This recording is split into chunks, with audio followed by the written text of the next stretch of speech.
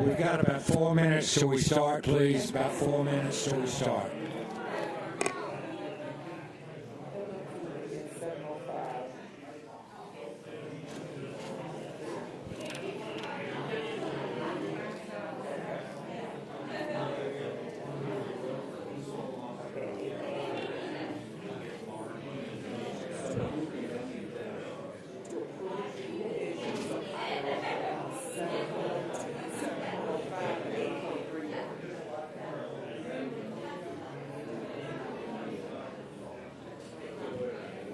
If we had another item that we were adding, that would become 3.02, but under 3.01, when we get to make when you talk about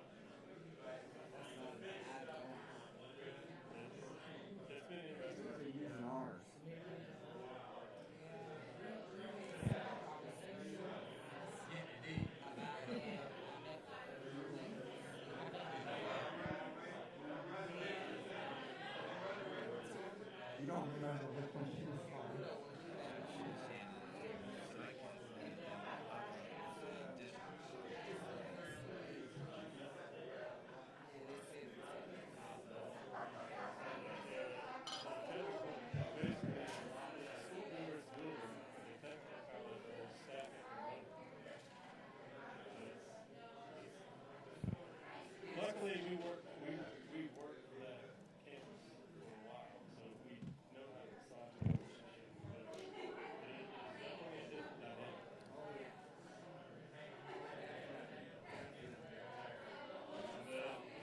They want everything not as much of a different role to a CTE and the high school component, but they want everything where it can be transitioned into different programs.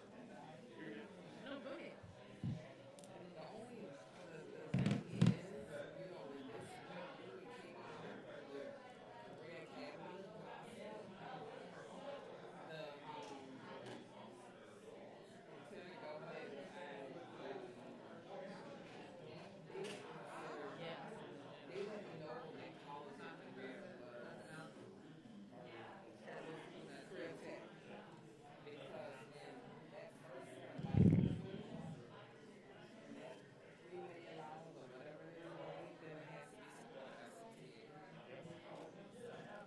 I think that's right. I think this arrangement.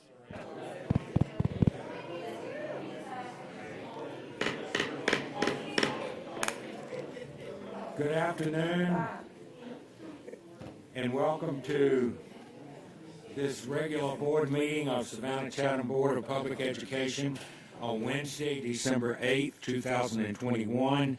This is our regular board meeting, and we welcome you. This is our first meeting to be open to the public again, so that's an exciting time for us.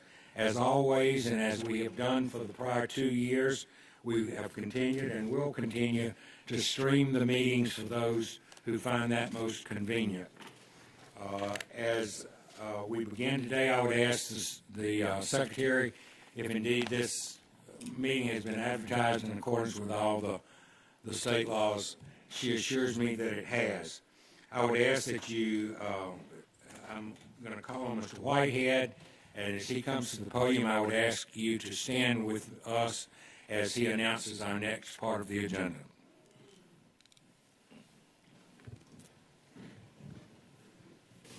Good afternoon.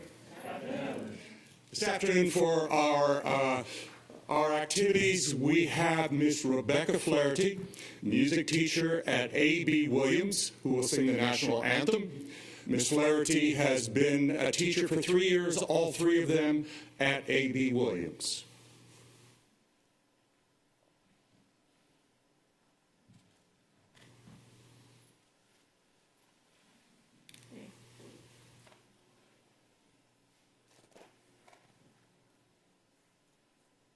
Oh, say, can you see by the dawn's early light what so proudly we hailed through the twilight's last gleaming, whose broad stripes and bright stars through the perilous fight o'er the ramparts we watched were so gallantly streaming, and the rocket's red glare,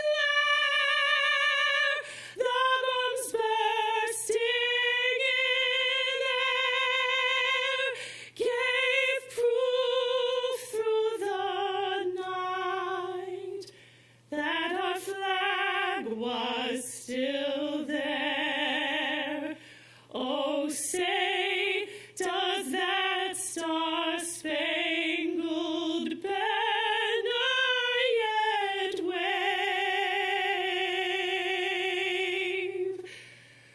o'er the land of the free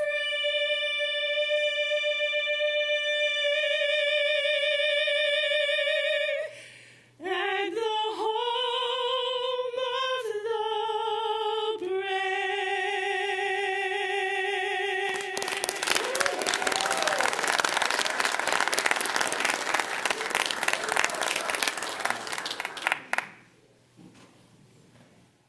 I pledge allegiance to the flag of the United States of America and to the republic for which it stands, one nation, under God, indivisible, with liberty and justice for all. May be seated.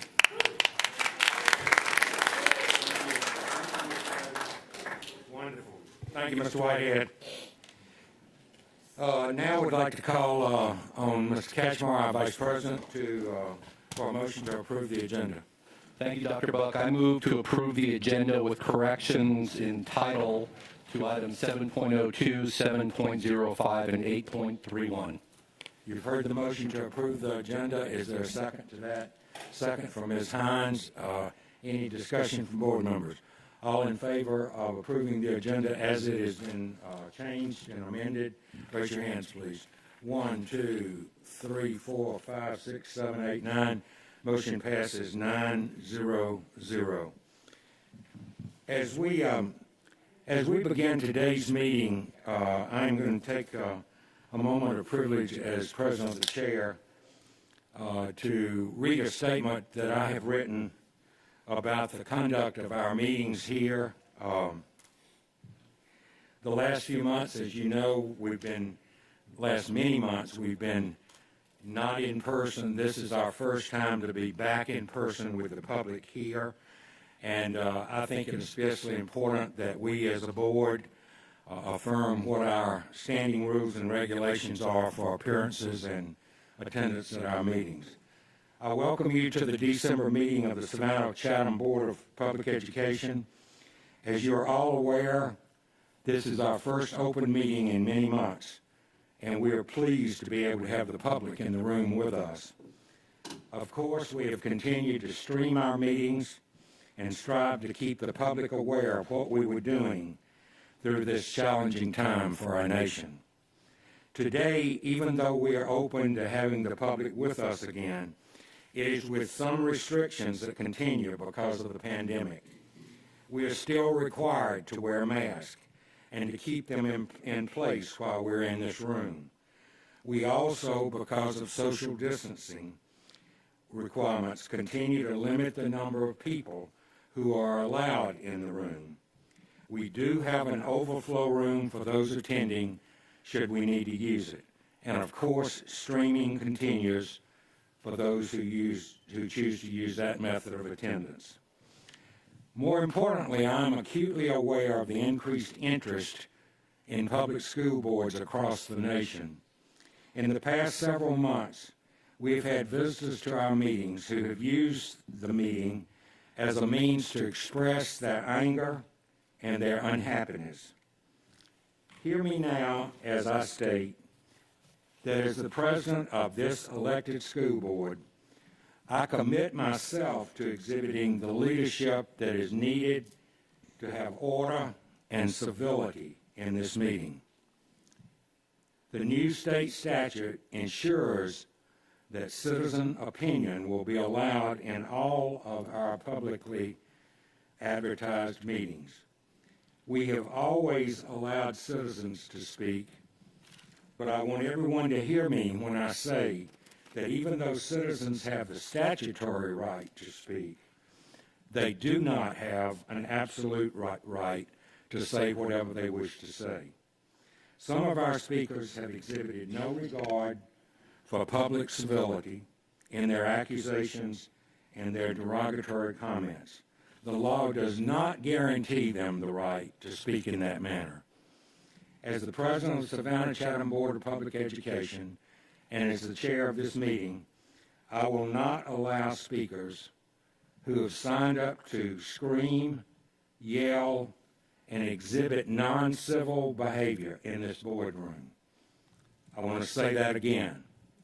As the president of the Savannah-Chatham Board of Public Education and as the chair of this meeting, I will not allow speakers who have signed up to scream, yell, or exhibit non-civil behavior in this boardroom. As elected officials, we represent 37,000 students and their parents and other citizens. Each of us is diligent in our efforts to work with the superintendent and her staff to provide a safe and effective learning environment for our students. We make policy that guides the superintendent as she works to help our students achieve. We're able to make successful policy by listening to our students, to our parents, to other citizens, and to our staff. If there's one governmental entity in our community that should represent the high standards of leadership and effective citizen input, it is this body. Our students deserve the very best of us as elected leaders, but likewise they deserve the best of their parents and other citizens who are interested in their welfare. Our great nation was founded and continues to operate on principles that allow for citizen involvement. Important to our success has been the principle of citizens working together and sometimes disagreeing, but even in disagreement, in listening to the viewpoints of others and find a compromise position. That disagreement is healthy, but it must be exhibited in a positive and mature manner. As we continue to open our meetings for more and more involvement, I want it clearly understood that I will use the gavel to call people out of order. I will ensure that those speaking have the right to speak, but that accusations and defamatory speech will not be allowed. If those speaking choose not to abide by our rules of operation in this building and by our own rules of civility and public discourse, they will be asked to leave. Again, I say, this is a great nation that we live in, and it is founded on the principles of a democracy unlike any other. We will only keep that democracy alive and working if we respect each other, all of us respecting each other.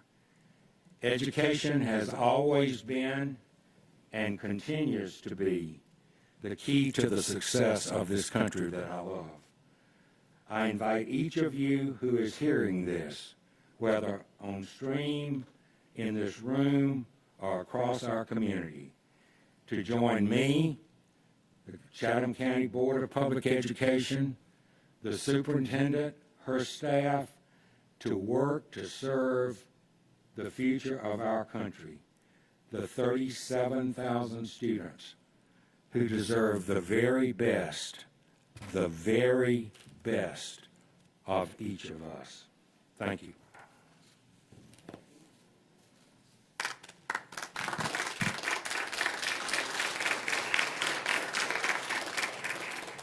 Moving on, we have one announcement that the next meeting of this body is January 5th, and the informal meeting will begin at 11, and then the executive session and the regular meeting will start at 2. This, once again, will be live streamed and will be in this building. As we have a happy occasion today to talk about East Plus 4, but before we do that, this is the time in our agenda normally when we recognize those students and faculty and staff who have passed away during the last month. We're extremely fortunate in this December day to say that we have no folks to recognize on that list today. But I would ask that you stand in respect to me and with me as we think about our colleagues in Oxford, Michigan, who have gone through what we all dread and fear so much this week with the death of students because of a live shooter in their school. Would you stand with me, please?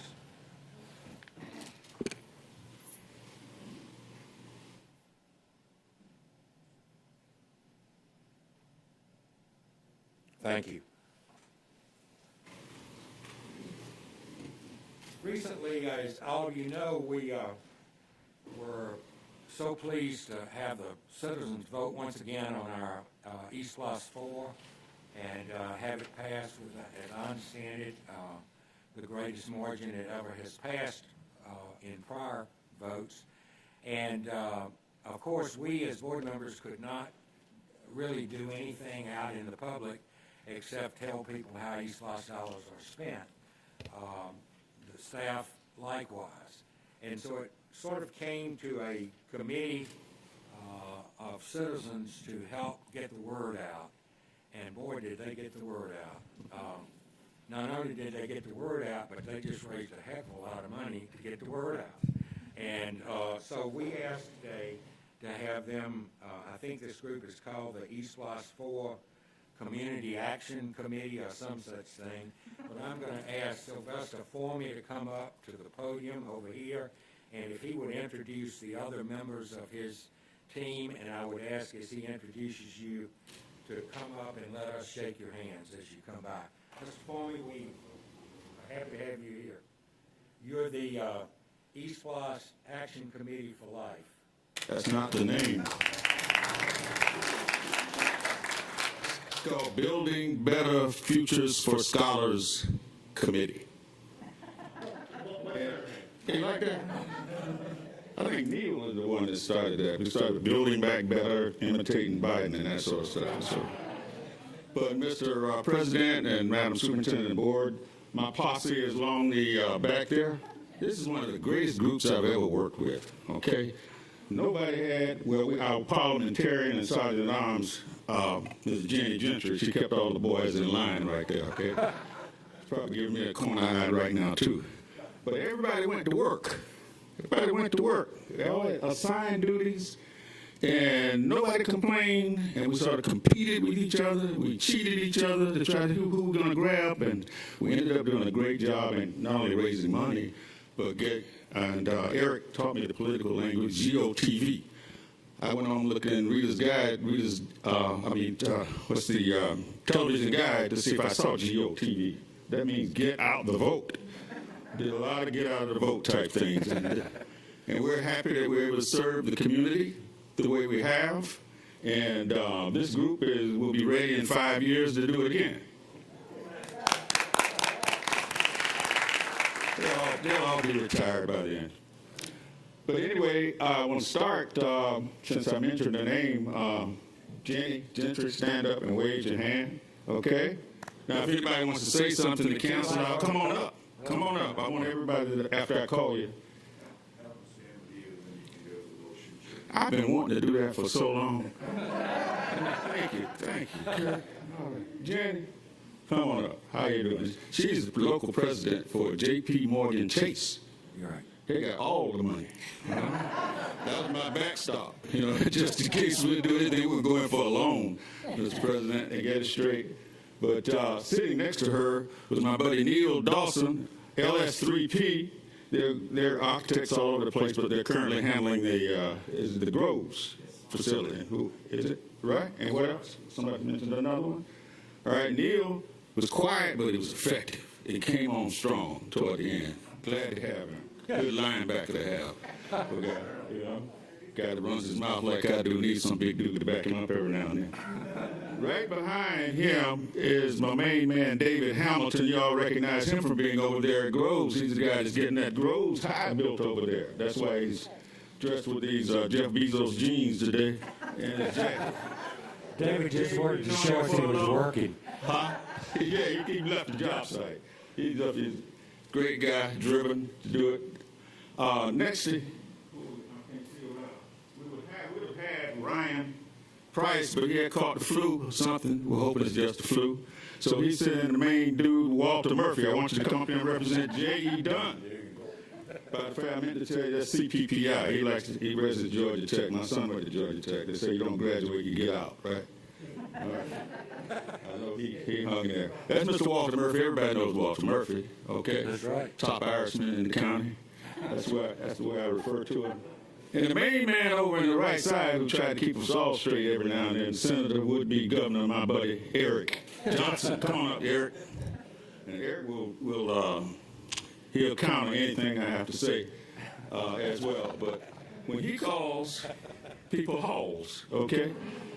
Yeah, that's one good thing about him. He can call all over the state and get people to react to him. We're happy to have him on the team as well. I hope they all feel the same way about me that I feel about them, but maybe not. But it's okay. We got it done, and we're always here to help you. And let us know what we can. I'll let them know when to come. I'm leading the charge through here. Okay. Who I got? Oh, Casey. I thought he was a student with that master.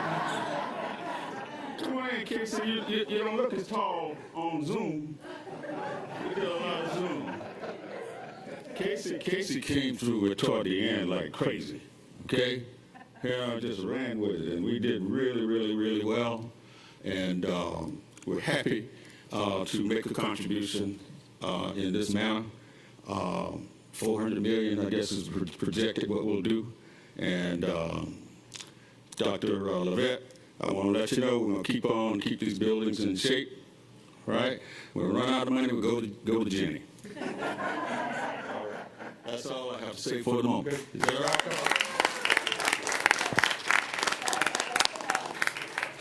I've been wanting to do this so long.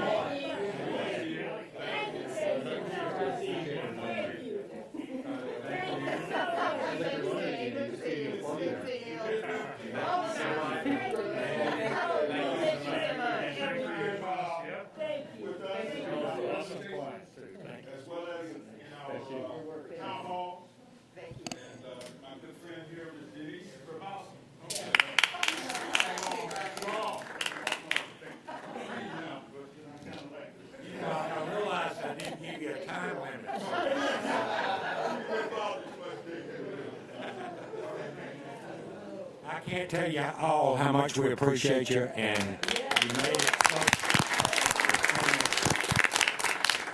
Thank you very, very, very much. Moving on to the superintendent's report. Good news headlines.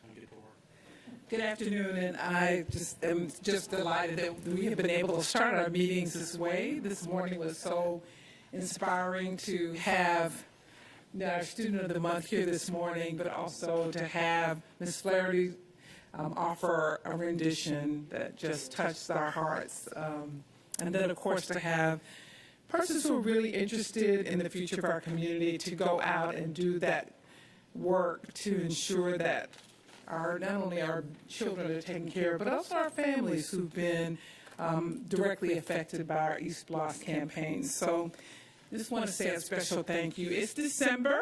I wasn't sure we'd ever get to December, but it's a great time for us all. And regardless of the challenges that we have faced over these months, we are still seeing the light that's at the end of the tunnel. And I'm extremely proud and honored to serve in this capacity with a group of people, both staff and board members, who are truly interested in our children. So thank you so much for allowing me to serve. I want to thank especially our parents, our staff, our board members, and our community for being on this journey with us. We have learned a lot, and I think we are able to stand because we have stood with the science, sometimes under very difficult circumstances, but I appreciate your support in making sure that we're able to serve our children well. In terms of good news, we've got lots to celebrate. Again, congratulations to our Student of the Month that you met this morning. He was formally recognized during our informal session.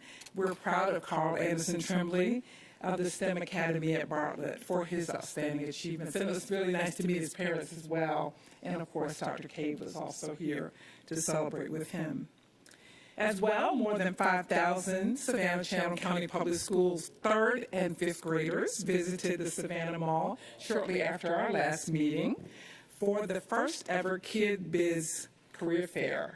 So people are thinking that we're not looking at when students graduate from high school, that they are ready to be employed, enlisted, enrolled, or entrepreneurs. They had their experience at the Savannah Mall where they learned all about careers. And in this case, they learned about the careers not only from professionals, but also from students who are studying those career fields. Dr. Angie Lewis, the Savannah Chatham County Public Schools College Career Readiness Department lead, and her staff organized the event, of course, with the support of principals and other staff, including our transportation staff who provided the service to get them to the mall. There were more than 45 booths highlighting many of the high school's pre-professional opportunities for our youngest scholars. I will tell you that at least a couple of board members were out there with us, and one young lady that I met, who I think was about 3rd grade, I asked her if she was having a good time. She said, I could stay here all day. There is so much to see and so much to do, and that certainly told us that we had done something very good for them. The Savannah-Chatham County Public Schools is also excited to announce its recent awarding of $781,251 Innovative Approaches to Literacy grant from the U.S. Department of Education and the Office of Elementary and Secondary Education. The All Aboard the Reading Express project will leverage community and school partnerships to enhance literacy opportunities and access to free grade and language appropriate books for students in our community from birth through grade 12. Hubert Middle School has been named a Lead for Change certified school for 2021. We're excited about this. Lead for Change is a leadership program available to educators that helps students identify and use their leadership skills by completing a service project. And if you don't know much about Hubert, they have been very, very engaged in their community. They have community gardens. They do work with the Arbor Commission. They do lots of really great work there. The program provides a leadership curriculum with a framework for community service. Hubert is one of only 35 schools that were certified in 2021. So a special congratulations to the staff and students of Hubert Middle School. Last month, November 4th, the Savannah Chatham County Public Schools hosted our annual Reach Georgia Signing Day ceremony at Johnson High School in the auditorium. 12 of our students, our middle school students and their parents, took part in the ceremony, committing to the requirements of the program in return for the promise of a scholarship to college. Reach scholars are paired with a mentor and an academic coach through middle school and high school. The scholars who successfully complete the program and graduate from high school are awarded a $10,000 scholarship. Congratulations to our 2021-22 Reach Scholars. Very excited for our middle school students. The STEM Academy at Bartlett has again been recognized as an Apple Distinguished School for 2021-24 for its use of technology, including one-to-one iPad program and integration of apps across the curriculum to create a culture of innovation and academic achievement. Apple Distinguished Schools are centers of innovation, leadership, and educational excellence that use technology to inspire creativity, collaboration, and creative thinking. On Monday, November the 15th, former Major League Baseball outfielder and National Football League safety, a two-national sporter, Brian O'Neill Jordan visited West Chatham Elementary School to speak to students about the importance of reading. In 1998, Jordan, who played for both the Atlanta Braves and the Atlanta Falcons, founded the Brian Jordan Foundation, which helps children strive to reach their academic potential. Part of the mission of his nonprofit organization is to encourage literacy, and we have formed an ongoing partnership with him, his foundation, and the Savannah Bananas. So we'll be working together to increase the opportunities for children to celebrate their proficiency in literacy. On Monday, December 6th, we announced grant funding in conjunction with the Criminal Justice Coordinating Council and the Violence Against Women Act to focus efforts on teen dating violence awareness and prevention. The grant provided funding to place materials at the middle and high schools to provide students with information, awareness, and resources on teen dating violence. The grant also provides funding to place referral and resource cards in the hands of counselors, social workers, and resource officers that can be provided to victims of violence. We were delighted to hold this press conference announcing the attainment of this grant at the front porch where youth and families gather, and they, of course, are partners with us in terms of serving our young people. Yesterday, we had the opportunity to celebrate our heroes, the Savannah Fire Department. The Savannah Fire Department will display several pieces of firefighter art created by our island's high school students and their teacher, Daniel Bunnell. Mr. Bunnell and the students worked for several months, gathering City of Savannah archive photos and creating pieces that honor the Savannah Fire Department's rich history, its heroism, and dedication to the citizens of Savannah. Some of the student artists, like Kaylin Dickey, have a direct connection to Savannah Fire. Her grandfather, Jeff Francis Dickey II, served as a battalion chief before he retired from the department. We also have artwork of district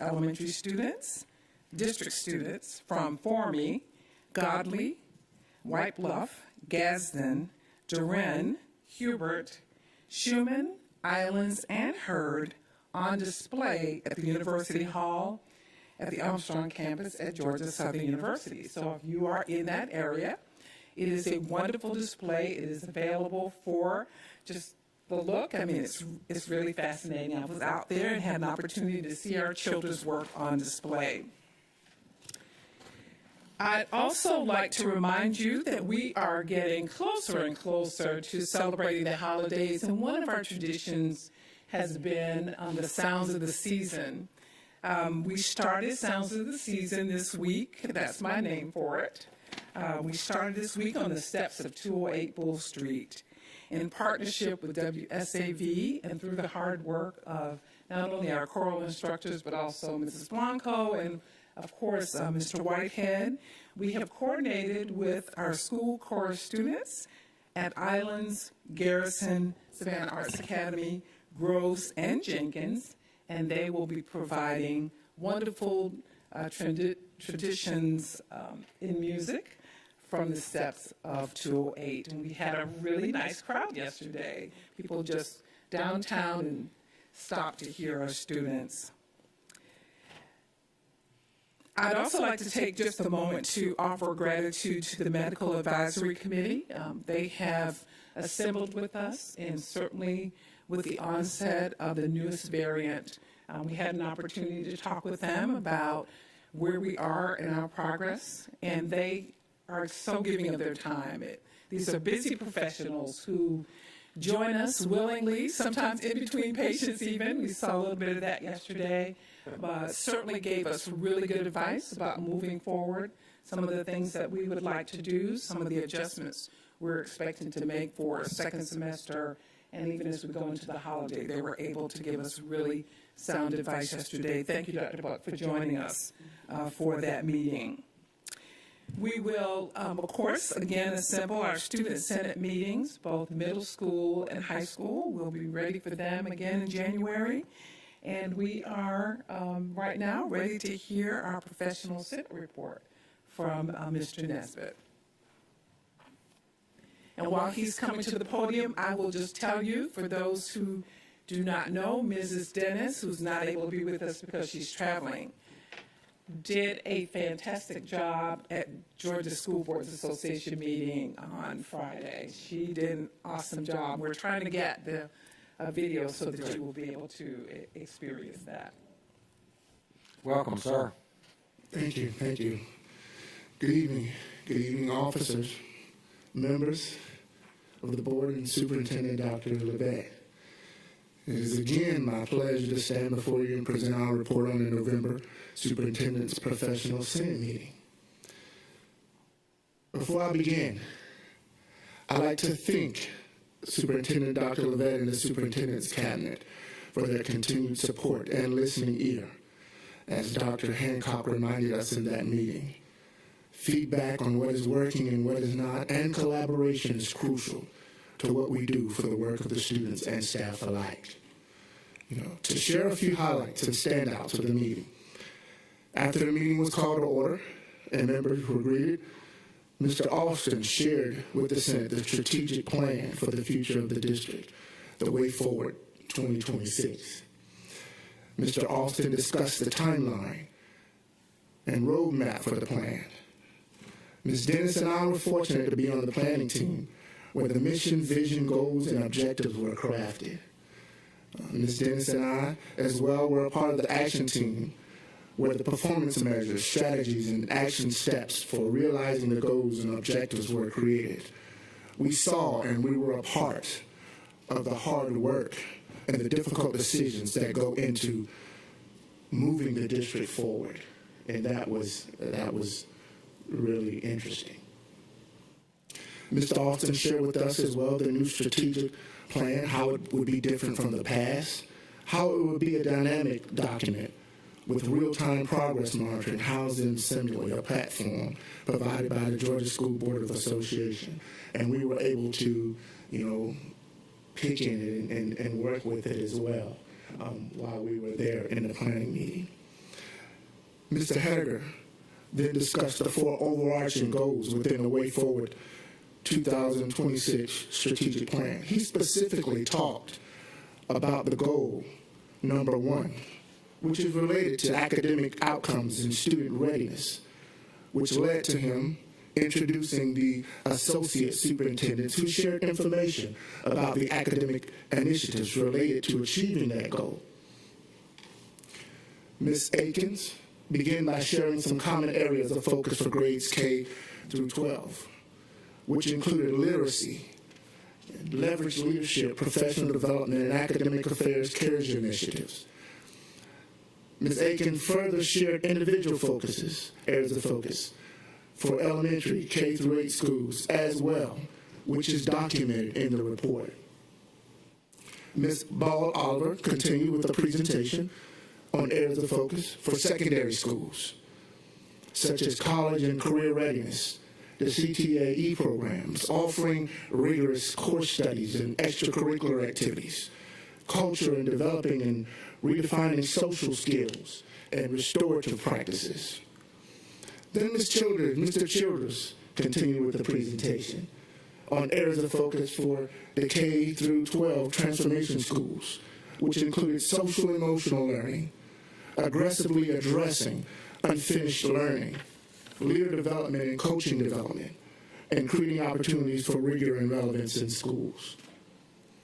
Dr. Hancock rounded out with a presentation on areas of focus for learning support services, which included several curriculum enhancement areas of focus documented in a report, and reigniting the special education programs. Mr. Childers then engaged the Senate members in a poll to find what issues were important to teachers and support personnel. From the word cloud that he created, some of the largest number of words that were formulated were things like mask. Those were some issues and concerns. Optional, words like optional, emotional, time, literacy, health, well-being. All those words were popping up and were on the minds, and those were issues. As well, those questions, at which time Senate members were given an opportunity to ask questions of the Senate Superintendent's cabinet as well. Those questions and responses are well documented on the report. Lastly, we are fortunate to have the Georgia State Teacher of the Year, Ms. Dennis, from our district, who gave us a state update on some issues coming before the State Board of Education and in the next legislative session that will have an impact on our district and educators in the class. As always, we ended the meeting reminding the members to be a voice and ears for their sites and departments, and if they had any concerns, to contact one of us. Only because together we can ignite and foster lifelong learning at the highest levels for all of us. Thank you. Thank you, sir. Thank you. Any questions? Thank you, sir.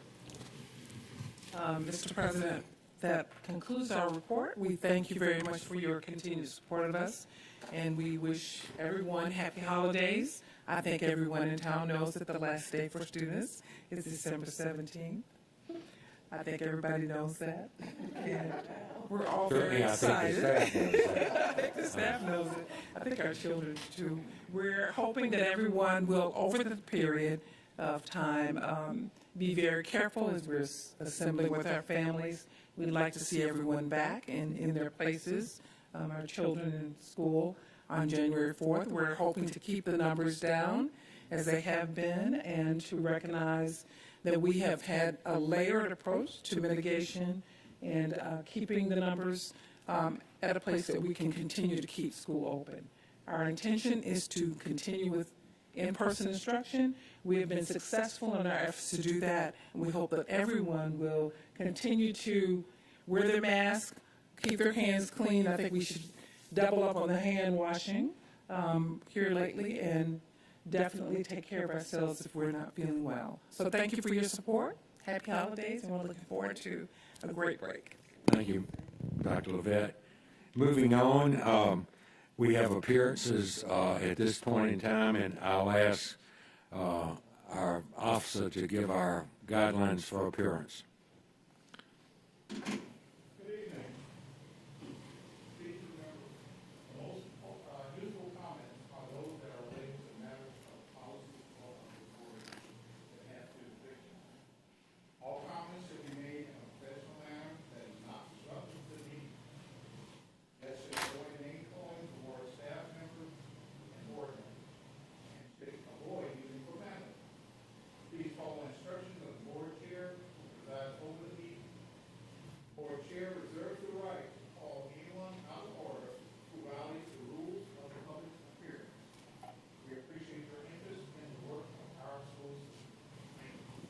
Thank you, sir. I have only 2 people signed up to speak today. Both of them are with the Deep Center, and if you'll come here, ladies, we look forward to hearing from you. We've always enjoyed our relationship with the Deep Center, and I will let you introduce yourselves and then take your 5 minutes.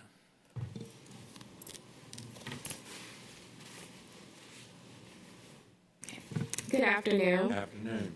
My name is Martina Yvette, and I am the Youth Community Organizer for the Deep Center.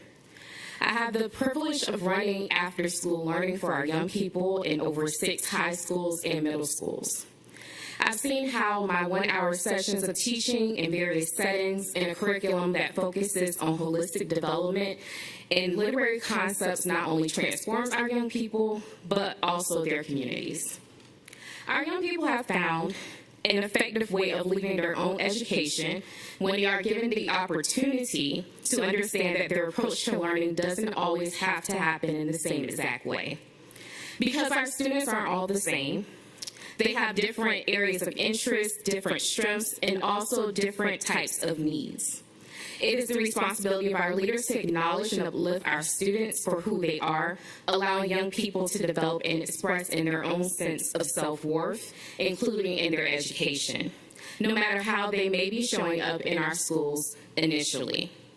As an arts and culture organization, we at DEEP recognize that learning takes many different forms, and among those are the abilities to recognize and express emotions, and the necessity for there to be safe and supportive spaces for them to problem solve and make adjustments until they meet their goals. This is what it means to us to take the whole child into account, just as educators across the district are doing every day. Today, I want to share a story with you because I want to share a clear example of what can happen when we take that whole child into account. This is DEEP's versions and those teachers throughout the district and what they're doing in their classrooms every day. I recently worked with a young lady at a Title I middle school who had issues with her reading skills and could barely write assignments. But she ended up writing her first story with DEEP through dictation. We started there, then led her to a place where she was comfortable to write on her own. I see you, I recognize who you are. If you'll let me stand beside you, I can help take you to the place we need to fulfill the need of the curriculum. She also had great help from her ELA teachers at school who were able to connect her with those resources. It was by no means easy for us. This young person was very resistant to the environment and will oftentimes find ways to leave the classroom or disrupt the learning environment by distracting her peers. I wasn't meeting this young person where she needed to be met, and in turn, she wasn't trusting me. I decided to make space for her to lead, to show her that a sense of agency and interest can develop in a place that she was used to being a place of monotony and boredom. I made her a timekeeper to help our group and keep us on track. Because I was willing to give her the leadership opportunity, she saw herself as the assistant DEEP person to the point that she helped keep pace within the classroom. Recognizing and realizing she wasn't acting out and that she needed to establish herself as a leader. Our young people were used to them being told that they were not doing the correct thing. She learned she had value to bring to the group. She was an integral part of the process of our workshops, and she had interest in the activities we were doing in regards to writing. I didn't push her, and it was a community effort. Her mom was a huge advocate, so we were in contact about ways to help. One of her siblings was incarcerated during the time, and they were at odds with one another, and most of her anger came from a place of hurt. We did a workshop on anime and superheroes, and she wrote about her older brother being the keeper of the household, and her other sibling was the antagonist in a dungeon, and his story was a little deeper and darker. She didn't want to write about it anymore, and I saw that there was more happening within the household, and that we started doing community village building with the family and focusing on developing a larger array of social and emotional skills for her to be able to process what was happening around her and to her family. Our young people aren't born knowing how to manage emotions, solve problems, and get along with others. These kinds of skills have to be developed, and our schools can help students learn them. When young people are taught strong social emotional skills, it seems that they are better equipped to manage daily challenges, provide positive relationships, and make informed decisions. Children thrive, schools win, workplaces benefit, and society strengthens. All due to an education that focuses on the whole well-being of a young person and how they can show up not just as a student, but as a human being. So today, I stand before the board to commend the work of our teachers and administrative leaders who prioritize meeting the whole child every day. Thank you. Thank you very much.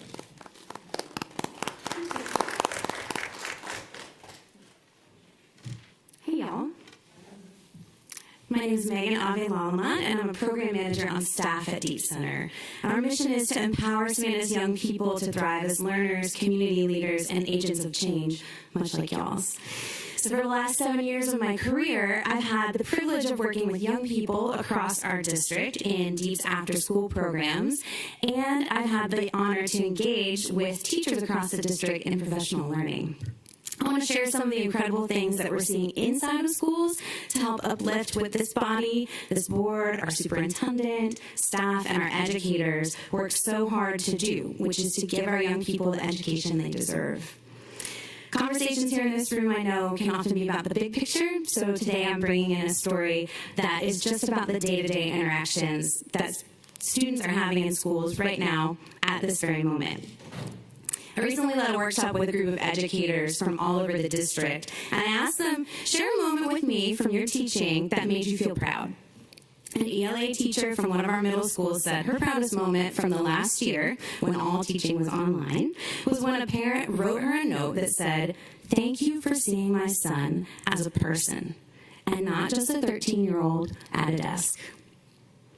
This teacher was doing innovative work to help kids learn her ELA content, but the thing she was most proud of was not the students' test scores, but how his parent had told her that she positively impacted their entire family by seeing him as a whole child. So how did you do it? I asked her. And she said, by taking the time to ask and then remember. This young person in particular liked to show up on Zoom wearing silly hats without any sort of explanation. So one day he just came on screen and was wearing a giant jester hat and then popped off Zoom. And so she noticed him.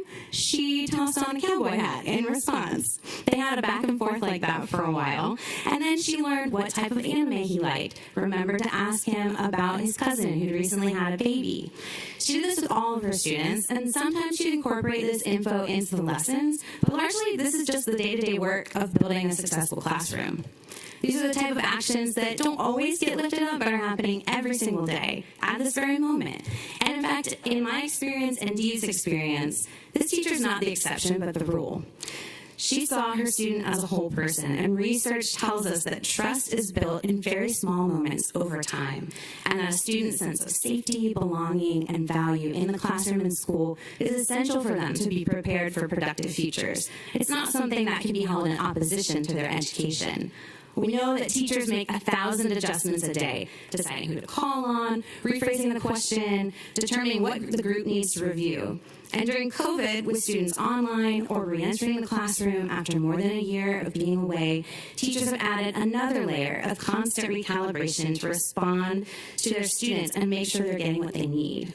Amid the magnitude of a global pandemic that has affected us all, teachers included, I have seen teachers adapting on the fly with great skill and heart to meet and teach their students as whole people.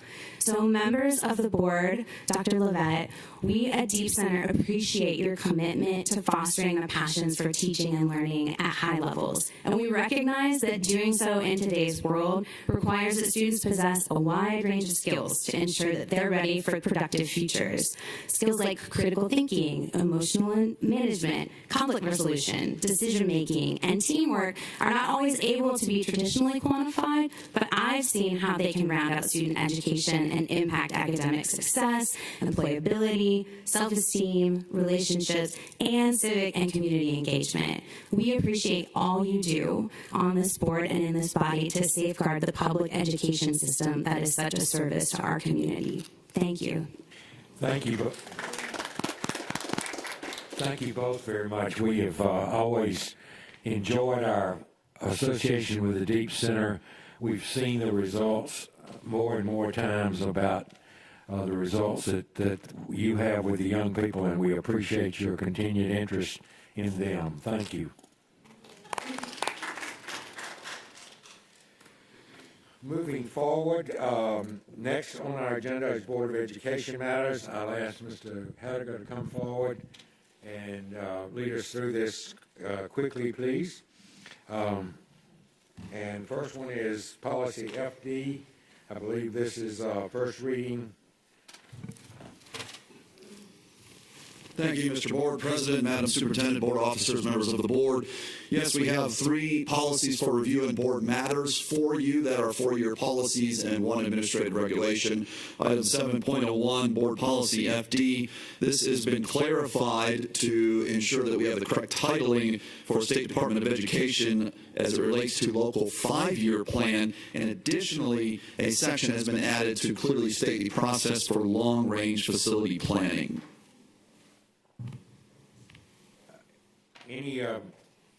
Any comments of Dr. Hoskins-Brown and then Ms. Grabowski? Thank you. I just have some minor edits that I'll pass to Ms. Davis-Brown. Thank you very much. Ms. Grabowski?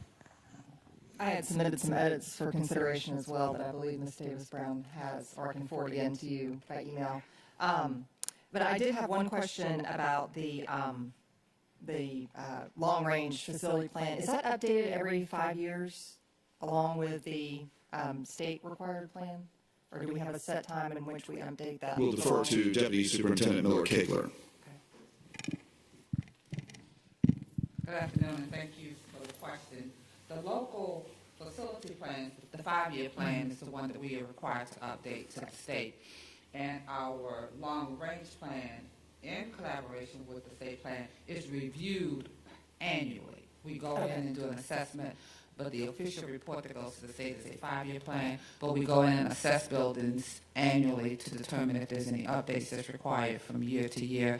And as it relates specifically to our long-range planning, we review the buildings. We're working now on right-sizing some of the buildings, looking at capacity, looking at the systems in the buildings. So we go in each year and conduct an assessment of each facility. Okay, so you have your 10-year plan that's then 5-year. Well, I'm talking about the long range. The long range, but we still do an assessment each year. And that's something that we are proud to say that we had some of our interns work with us over the summer and go in with infrared cameras and evaluate the buildings. And we catalog that information annually. We don't wait until the end of the 5 years, at the end of the 10-year period. That's something that we review annually, but the official report to the state when we update our local facilities plan is 5 years, but every year there is an assessment of facilities. Thank you. Any other comments from board members? Remember, this is the first reading. Mr. Hediger? Moving on to item 7.02, first reader, 4-year policy review of policy DC. Very minor changes in here, simply some cleanup in the way we reference the date of July 1st, as it is in our process of our annual operating budget. Comments? Board members, questions? Read it carefully, if you will, and if you have other dates or changes, please submit them quickly, because it's the first read. Moving on to the agenda, item 7.03, first reader, 4-year review. This is policy code section that falls under the area and ownership of safety. It was important as we went through this with the eyeglass to correctly categorize the references to fire inspections, which are owned by the state fire marshal, and we did properly refer to actual state code. In doing so, that allows us to clean this up and eliminate the redundant language in the regulation. Comments? Board members? Hearing none, remember it's first reading.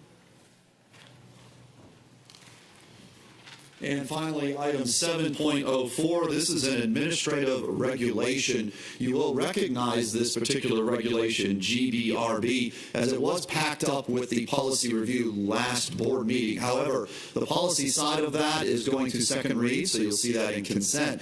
We did note that as we went back through the administrative regulation, that this was an opportunity to make one more change and bring it before the board. And that was important as we were looking at the academic calendars, which impact the work calendars, that we wanted to add a line in there to account for paying employees properly on holidays that we observe when they actually fall on a Saturday or Sunday, when the actual holiday falls on a Saturday or Sunday. So, for example, if Christmas falls on a Saturday, which it does in this particular year, we observe it on a Friday. Well, if someone is required to work on that Saturday, we've got to properly account for that. Any other comments from board members? Mr. Johnson.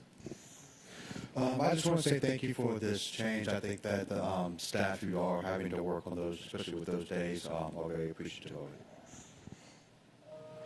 Dr. Hoskins-Brown. Thank you. I appreciate our process of policy review because it really does force us to read our policies word for word. And the change, the clarification that this was brought forward for in mid-review, I'm fine with. I wanted to look at I believe it's the third page, under overtime, because we've had some concerns over time about overtime, and I now better understand the basis of those concerns after reading the policy, because there are areas where we could use more adjectives and descriptors to clarify the type of leave and the type of not type of leave, but type of conditions under which pay periods are altered. So I have edits that I will share with Ms. Davis-Brown, but the points of clarity that I think we need to make are simply that there are times where there are regular hours, and there are times where there are overtime eligible hours, and if we were to include language that would clearly identify regular hours to overtime eligible hours, paid professional leave versus paid sick leave versus paid personal leave, paid annual leave, I think it would help clarify this policy in language that is analogous to what other institutions use, if that makes sense. And so that is my comment, and I hope that we can see something that would be helpful. The other area is in the area of advanced approval to work. And here the fourth paragraph starts with, employees must receive advanced approval to work hours in addition to their regular work schedule. And those are not just in addition, that those are hours that exceed their work schedule, because by exceeding, that's what makes it overtime. And then that unapproved extra work hours will be paid as required by law, but that the employee may be subject to disciplinary action. Well, that's disciplinary action for unauthorized work that was worked and has to be paid. So anyway, those are the kinds of things that I think may help us with issues in the future and things that we've had people bring to us at our meetings. Excellent observations. We did have an opportunity actually this morning to review that with staff and take into consideration those observations. I know Mr. Ray is certainly nodding in agreement with much of that. I will defer to him if he has any further comments. No additional comments. I agree with Dr. Hoskins-Brown. I think, as with anything, when you read it, where the professionals reading it, we see it differently, and Dr. Hoskins-Brown is coming from a layman's term.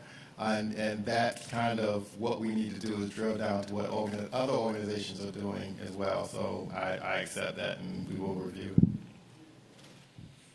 Any other comments or questions from board members? Moving forward, please, to... Thank you, Mr. Board President. Item 7.05, this is the recommendation for the 2022-2023 academic school year calendar.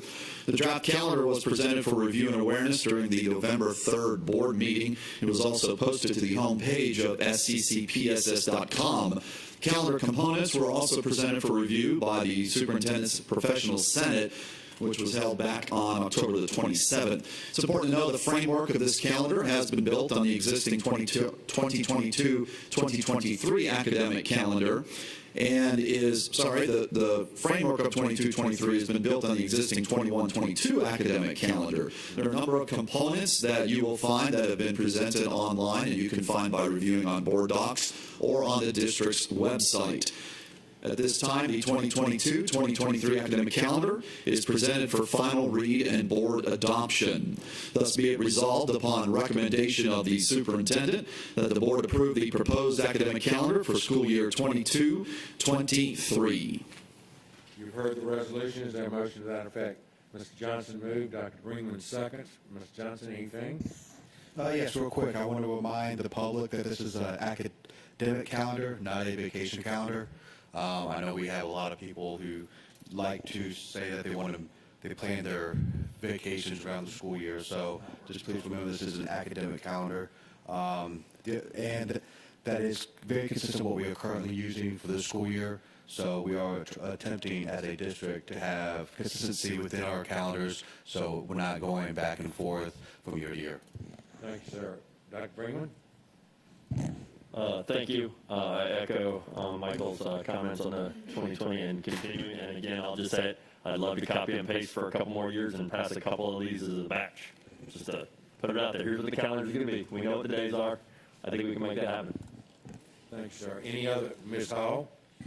I just want to say how happy I am and grateful that we're able to give our faculties and staffs such a generous calendar. I think the breaks come at a very crucial time during the school year to keep everybody energized and refreshed. I thought it was very thoughtfully done. Thank you, Ms. Hall. Any other comments from board members? Heard the resolution. All in favor of the resolution, raise your hands, please. 1, 2, 3, 4, 5, 6, 7, 8, 9. Motion passes 9-0-0. Moving on to the renaming of the Oakland Island Visitor Center. Okay. Ms. Hall? Oh, I'm sorry. Yes, I'm so pleased that Oakland Island is a part of District 3, and this is quite an honor. Facility naming Oakland Island Visitor Center. In accordance with policy FDC and administrative regulation FDCR, naming facility, a team has been appointed by the superintendent to provide a recommendation for the naming of the Oakland Island Visitor Center main building. The proposed name was read into record during the regularly scheduled board meeting on November 3rd, 2021. The naming of the Visitor Center building as the Tony Cope Education and Visitor Center is now being presented for board action in accordance with board policy that states, before adopting a name for a facility, the name shall be presented to the board at one meeting and voted on by the board at the next meeting. Thus, be it resolved upon recommendation of the superintendent that the board approve the naming of the Oakland Island Visitor Center building as the Tony Cope Education and Visitor Center. You heard the resolution. That is a motion from Ms. Hall. Is there a second? Second by Mr. Catchmore. Ms. Hall, anything else you'd like to say? Mr. Catchmore, anything? Other board members, anything you'd like to add?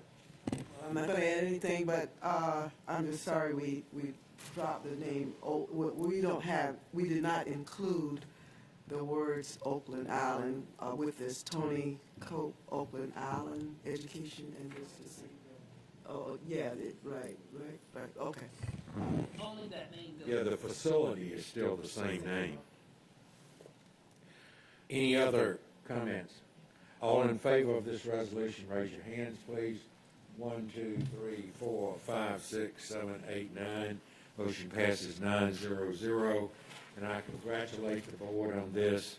As most of you know, Tony Cope was a close friend of mine for many, many years and meant so much to this community. And as we get the name changed on the building, I would certainly hope, since his family is for the most part located in Ireland, that we could do a Zoom unveiling of the new name on the building and have them present, even though they probably physically couldn't be here. So, thank you. Moving on, please. Yes, the following item, Charter Schools Amendment. All the information on the Charter Schools Amendments have been posted on board docs and included in your board packets. In order to memorialize how federal funding is handled between a local board and a charter school, the Georgia Department of Education requires contractual changes to existing charter contracts stating the terms of the agreement and to include supporting documents. Thus be it resolved, upon the recommendation of the superintendent, that the board approves the amended charter contracts for submission to the State Board of Education. Heard the resolution from Ms. Feliciano. Ms. Hall makes the motion. Ms. Hines seconds. Ms. Hall, anything? Ms. Hines, anything? Any other comments from board members? Hearing none, all in favor of the resolution, raise your hands, please. 1, 2, 3, 4, 5, 6, 7, 8, 9. Motion passes 9-0-0. I would like, before we move on into the consent agenda, to just remind those who are in the room with us and those who are watching as it's streamed that what you see is the full writing. We do not read that always because we all have read it, have seen copies of it, have got it in front of us, and that is, it's not that we're just automatically rubber stamping anything, but we have seen it before and had a chance to react to it and still have a chance until we vote, but just thought I'd remind you of that. Moving now on to our consent agenda, can I have a motion to approve the consent agenda? Dr. Hoskins-Brown makes that motion. Is it Mr. Johnson seconds? All in favor of the consent agenda, raise your hands, please. 1, 2, 3, 4, 5, 6, 7, 8, 9. The consent agenda is passed 9-0-0. Consent agenda is items that we have seen prior that don't ask for a lot of discussion, so they can be handled all in one motion. Moving forward to the last items on our agenda are under Strategic Goal 1 and Strategic Goal 4. Strategic Goal 1 is student success, academic achievement, and life readiness. And we have 2 DS reports to look at. Ms. Ball Oliver, welcome. Good afternoon.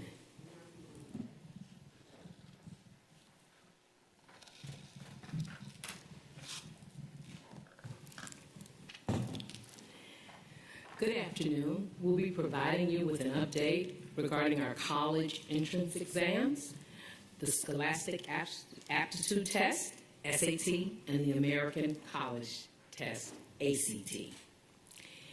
And just as a reminder regarding each assessment, the SAT consists of evidence-based reading and writing, as well as mathematics. It's scored per section, and the scores range from 200 to 800, with a combined maximum score for a student of 1,600. Evidence-based reading and writing readiness benchmark is 480, and the mathematics readiness benchmark is 530. The ACT consists of 4 curriculum-based tests. That's English, mathematics, readings, and science, and it's reported as a composite score with a total ranging from 1 to 36. The benchmark score that we use is from CCRPI, and that score is 22 or higher. I have with me Ms. Joy Keith-Smith, who is our gifted program specialist, and she will continue the presentation. Welcome, Ms. Smith. Thank you. When reviewing our SAT and ACT trend data, Savannah Chatham schools had a decline in participation, but a 20-point increase in SAT average scores.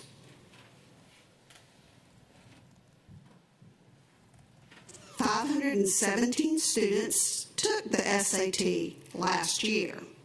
We had a low number of participants, but this was due to the global pandemic, and fewer testing opportunities were provided by the College Board. Numerous colleges and universities also decided to waive test score requirements last year, which impacted participation as well.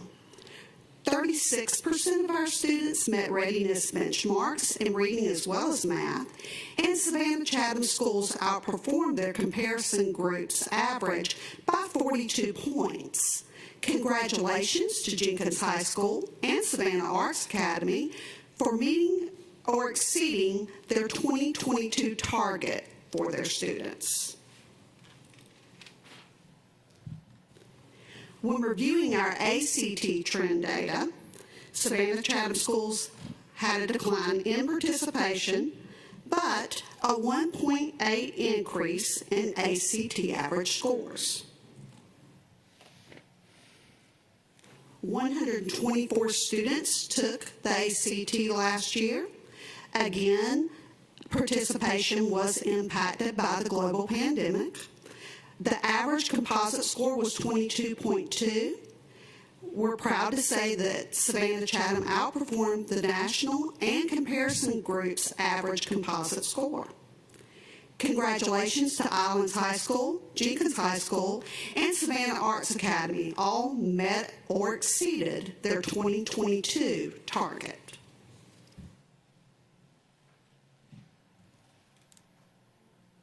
So while recognizing that we did have a lower number of participants and that last year, the previous year's action steps we were not able to implement to the fullest due to the pandemic, we met with schools and we revisited our action steps, and we need to increase the SAT school day participation among 12th grade students.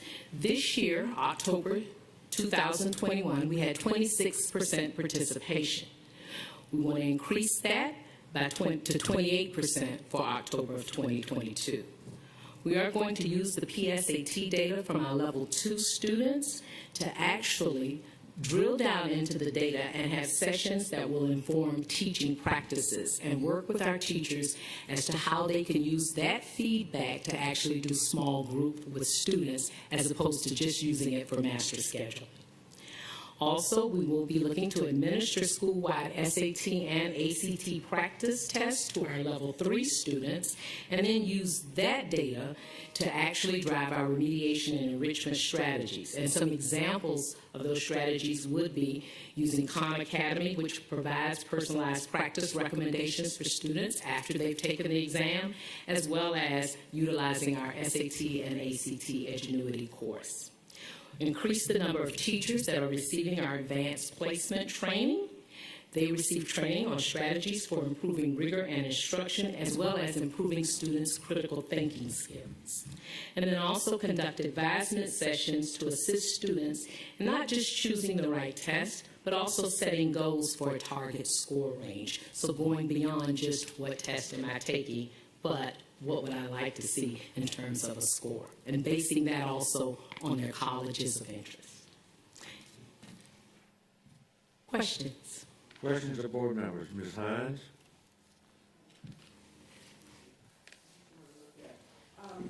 I was a little concerned that the schools is very good, that those that did very well.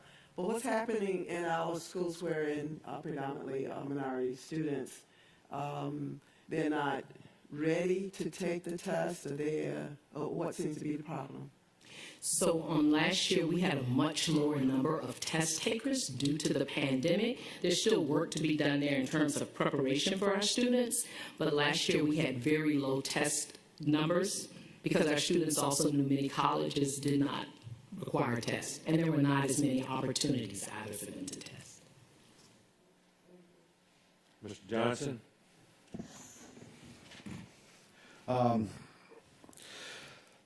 I know one thing that we get accused of, that teachers and the district as a whole gets accused of is teaching to the test. And if somebody were to read what the action steps are, just read it and not usually hear an explanation to it, they're going to say, see, this is proof right here that we're teaching to the test. Can you explain how this is not teaching to the test? So, it's because what it's saying is that it's using the data from the PSAT as data-driven for instruction for teaching practices. This is an adaptive test, is it not? So as you respond, as you answer a question on the test, it affects the next question that a student gets. But additionally, it seems to me, and I look forward to the staff describing their thoughts on this, it seems to me that a fewer number of test takers in a year where the stakes to take the test are low because so many schools didn't require it would indicate that only the young people who really felt prepared and who had much more to gain would take the test because they were trying to get into programs that were requiring that. So it would mean that individuals that didn't feel prepared or didn't need it didn't take it, therefore you would have an improvement in the overall scores. Any answer that you folks would like? I'm just going to, I do think it really does bear responding. We don't teach to the test, but we do teach the skills that students need to reflect what they've learned. The pre-SAT is designed to give students, number one, the experience of taking that test, which is very often a barrier for students to perform well. But secondly, it gives us data that indicates where students are strong and where students need to improve. I would liken it, although at a very low level, to the test that you take for your driver's license. You take the test, you study, you take the test, and the areas that you don't do well in, you go back and you study those again so that you can do a good job. But teachers don't teach to the test. In fact, we don't know what's on the SAT or the pre-SAT or the ACT, but we know the areas that are there, and we also know the skills that they need. And so I'm happy to make sure that we clarify we don't teach to the test, but we do try to prepare the young people for that testing experience. Is that helpful? Right. That is helpful because I know that some people aren't going to not necessarily listen to all the audio on this, so that's why I wanted to ask a question to clarify that we're not actually teaching to it, but that we are preparing those students for the test. Mr. Katchmar? We've been living the SAT at our house for the last 3 or 4 years. So let me offer some insight from my observations. So teaching to the test is, hey, Michael, I'm going to quiz you on the country of Brazil later. Its capital is Brasilia. That might be on the test. Okay, that's teaching to the test. SAT wants you to read a passage about something and then show that you have the ability to analyze the passage and answer questions about it. The math is show these geometry skills, show these trigonometry skills.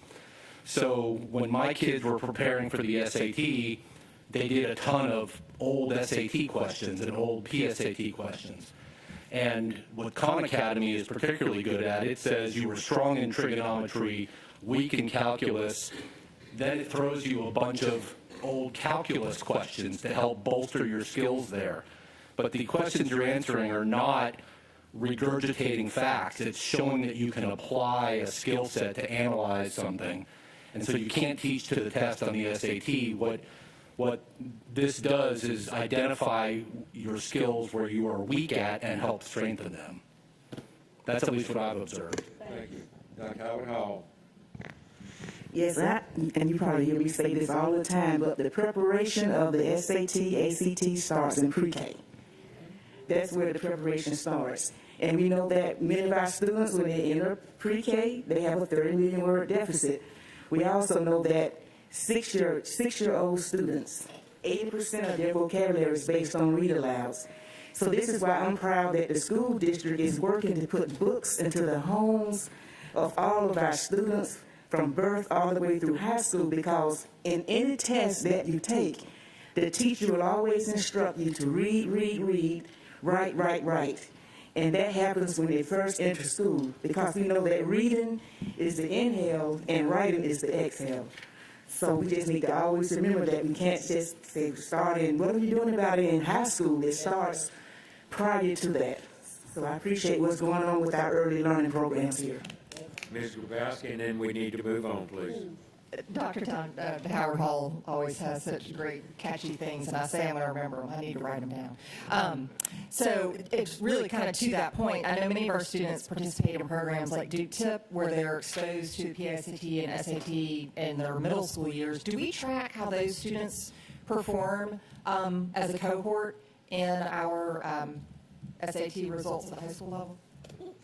We have to some degree. Recently, Duke Tip eliminated that program. So when they chose to eliminate the program because they want to hone in on things that they're specialists at, so they decided not to carry forward. And then when they made that decision, I have not attracted as much since it had been eliminated. Is that anything that we have an opportunity to kind of provide those opportunities for our students at the middle school level? Because I know it's early on, but it's a great exposure for those students. It is. As a board, if funding could be found to perhaps fund the PSAT for every child in middle school, that would certainly be a best practice and would increase the exposure for those students to the exam. And based on College Board data, they say each time that a child takes the exam, you should expect an increase in score in the future. Ms. Hall, please. Ms. Keith-Smith, I just want to quickly ask, do you feel 28% is a robust enough goal for us? Is that something that you feel fine with, or do we need to be trying to get a little higher than that? If you don't mind, because when we talked back and forth about this, and we want to be higher than that, but we have used the state formula for improvement. So that's how we calculated the goal, but our goal is to work with our schools and to actually increase more than 28%, but we recognize also moving into this year, some colleges may still be waiving that test requirement, and so we're going to have to work around also getting our students to understand the importance of participation. The second part of that is that a number of our students, we capture 12th grade data here, and a number of our students now are also testing during their junior year, so that they get that score in their junior year, and they're not going to actually test again, so they don't participate in SATs. Okay. Testing. Ms. Bolova, when you get a chance, if you would just randomly pick a couple of other states not adjacent to Georgia, and just to see what their goal, where we are when we look at it as a national perspective. I always like us to try to shoot a little higher than, where we just are. Thank you. Mr. Kaplan. Just one comment on the testing versus not testing. I know all the state schools this year are back to test mandatory, not test optional. So I know our numbers for this year are going to go up. But a lot of schools are not going back to test mandatory. And part of our college prep in junior and senior year should be essay writing, because what they're doing is we're saying all the applications say, we are a test optional school. Give us your SAT and ACT test. If you don't want to, write a short essay on this topic, 250 to 300 words. And we've been living essays in my house, too, for the last 3 or 4 years. My point is the ability to write a strong, succinct, punchy, catchy essay is something that I know our kids are working on in ELA and all that, but as part of college prep, that should be emphasized as well, particularly if they don't test well and don't want to report test scores. Thank you, Mr. Kutchmar. We actually have sessions being provided based on that information, so that there are opportunities beyond the ELA class for our students to be able to participate, as well as get some assistance regarding that. And as an old English teacher and a principal who read a lot of students' college applications, I think the more we offer, the better prepared they'll be. Right. My old English teacher said, write every day, and then you become a writer. So, any other comments about this? Can we move on now, please? Who's doing choice programs? I'm not certain.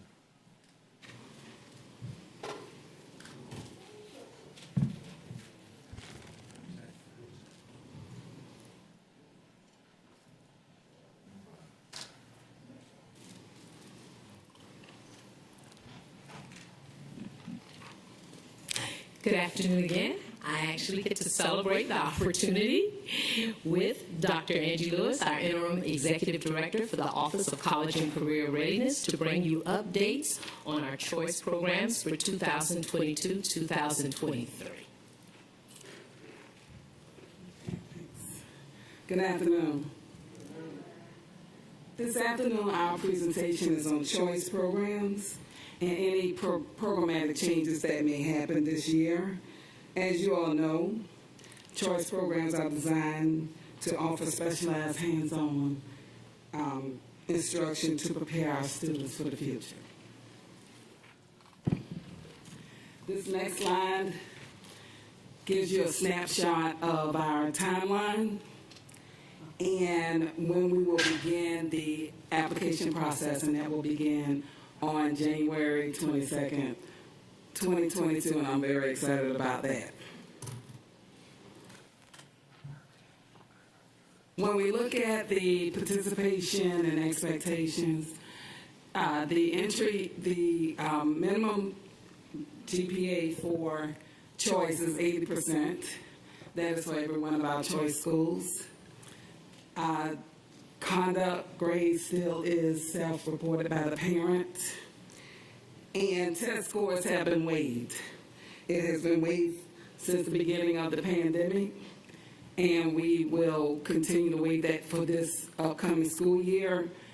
The Academic Affairs Office, along with principals, will review that next year, depending on where we are with the pandemic.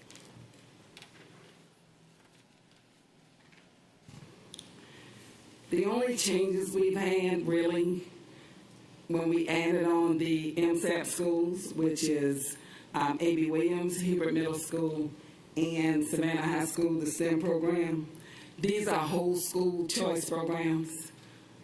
And the difference in these schools, not only will the students that are in the neighborhood or zone to attend those schools participate in this program, but also students from outside of their zone district will be able to apply to attend.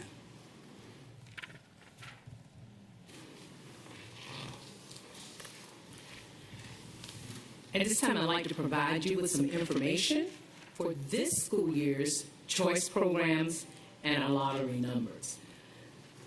The chart that you have indicates the school, the program, and the total seats that were available for this school year 21-22. It also indicates the total number of students that were seated in that program and then that school's specialty program enrollment as of December 1st. So, for example, Savannah Arts Academy had a total of 275 seats available for the school year of 2021-22. They seated 267 students, and their current enrollment in their school is 917. Also, if you look at the example, Jenkins High School engineering program, they had 89 seats available. They seated 86 students, and the entire program's enrollment, grades 9 through 12, would be 256 students at Jenkins High School. The information continues in the same format with our K-8 and our elementary and middle school choice programs. Example would be Charles Ellis Montessori. 126 seats were available in their program this year. They seated 115 students, and their school enrollment, they are a dedicated choice school, is 431 students. Hubert Middle School, the Innovation Academy, 75 seats were available this school year. They seated 62, and their current enrollment in their specialty program is 62 at this time. Paying attention specifically to our dedicated choice enrollment schools, we wanted to share some factors that impacted that enrollment. Keep in mind that when our students do withdraw and transfer, the form that we utilize captures the information of where our students are going, not why they withdrew, but just where they are going. Some withdrew to homeschool, some actually transferred to virtual school, keeping in mind that we have a virtual school that almost doubled its enrollment. So our SEALA population is over 1,000, almost 1,100 students.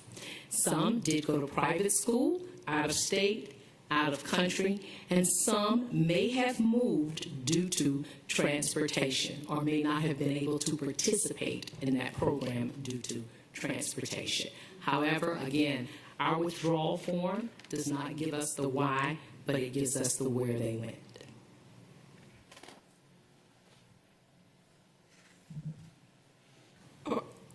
A few provisions that we made to accommodate students during the pandemic. In 2021 school year, Savannah Arts Academy and Garrison for the arts, their auditions were conducted online. Parents were allowed to bring portfolios and other information early on to the schools before the day of auditions, but they did it virtually. In addition to that, as I stated earlier, the test scores for interest into the programs were waived during that school year, and we continued with the online application process and uploading of needed documents for the programs. In 2022, upcoming school year, Savannah Arts Academy will conduct a hybrid format where they will have some auditions virtually and some in person. Garrison will maintain the online format. It worked very well for them, so they're doing that this year, where parents will be able to bring their portfolios in early.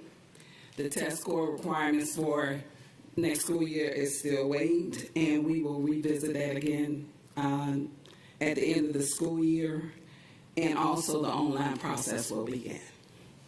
Online application process will continue.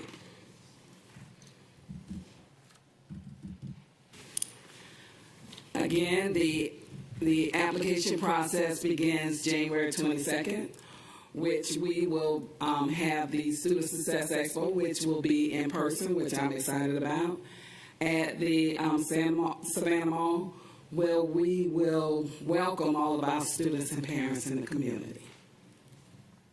Any questions? Questions? Dr.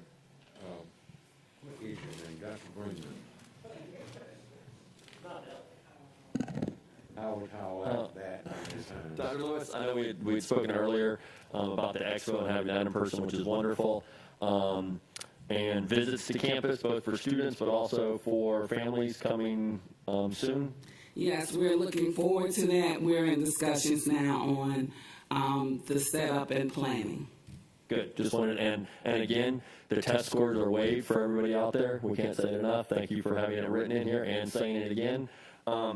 On the data side of the house, you said our leaving form or our exiting form doesn't have the why, it has the where. Have we seen any demographic changes in our student populations at any of our choice programs? I know we can't, figure out exactly why they might have left, but has the leaving changed any of the demographics of any of those schools?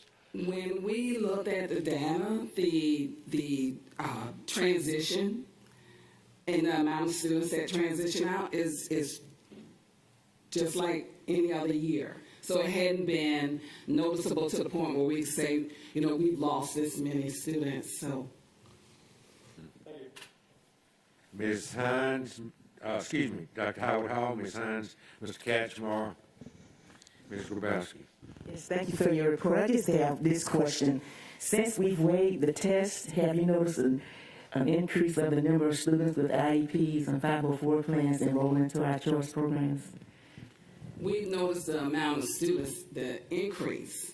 We do have a question on there, but that information is used once it's not a priority, which means that they're chosen because they have an IEP. They're given the same opportunities as other students. But if you need us to look at that information, we can get that information to you. Well, I just want, just for you to just maybe talk a little about the process for our students of IEPs and 504 plans so that people can realize that we do have those students who are enrolled in our choice programs, although they have the IEP and 504 plans. Well, students with IEPs and 504 plans, they are enrolled in the program as well. We do make the modifications that is required while they're in the program so they're successful. If a student, whether they have an IEP or 504 or just a regular student that does not meet the criteria, whether it's grading or when we had the test, we do have an appeals process. And it's handled on a case-by-case basis. And when the parent explains what the issue is, and we'll look at it and review it, meet with the principal, and make a decision based on that. But they're not they're not isolated.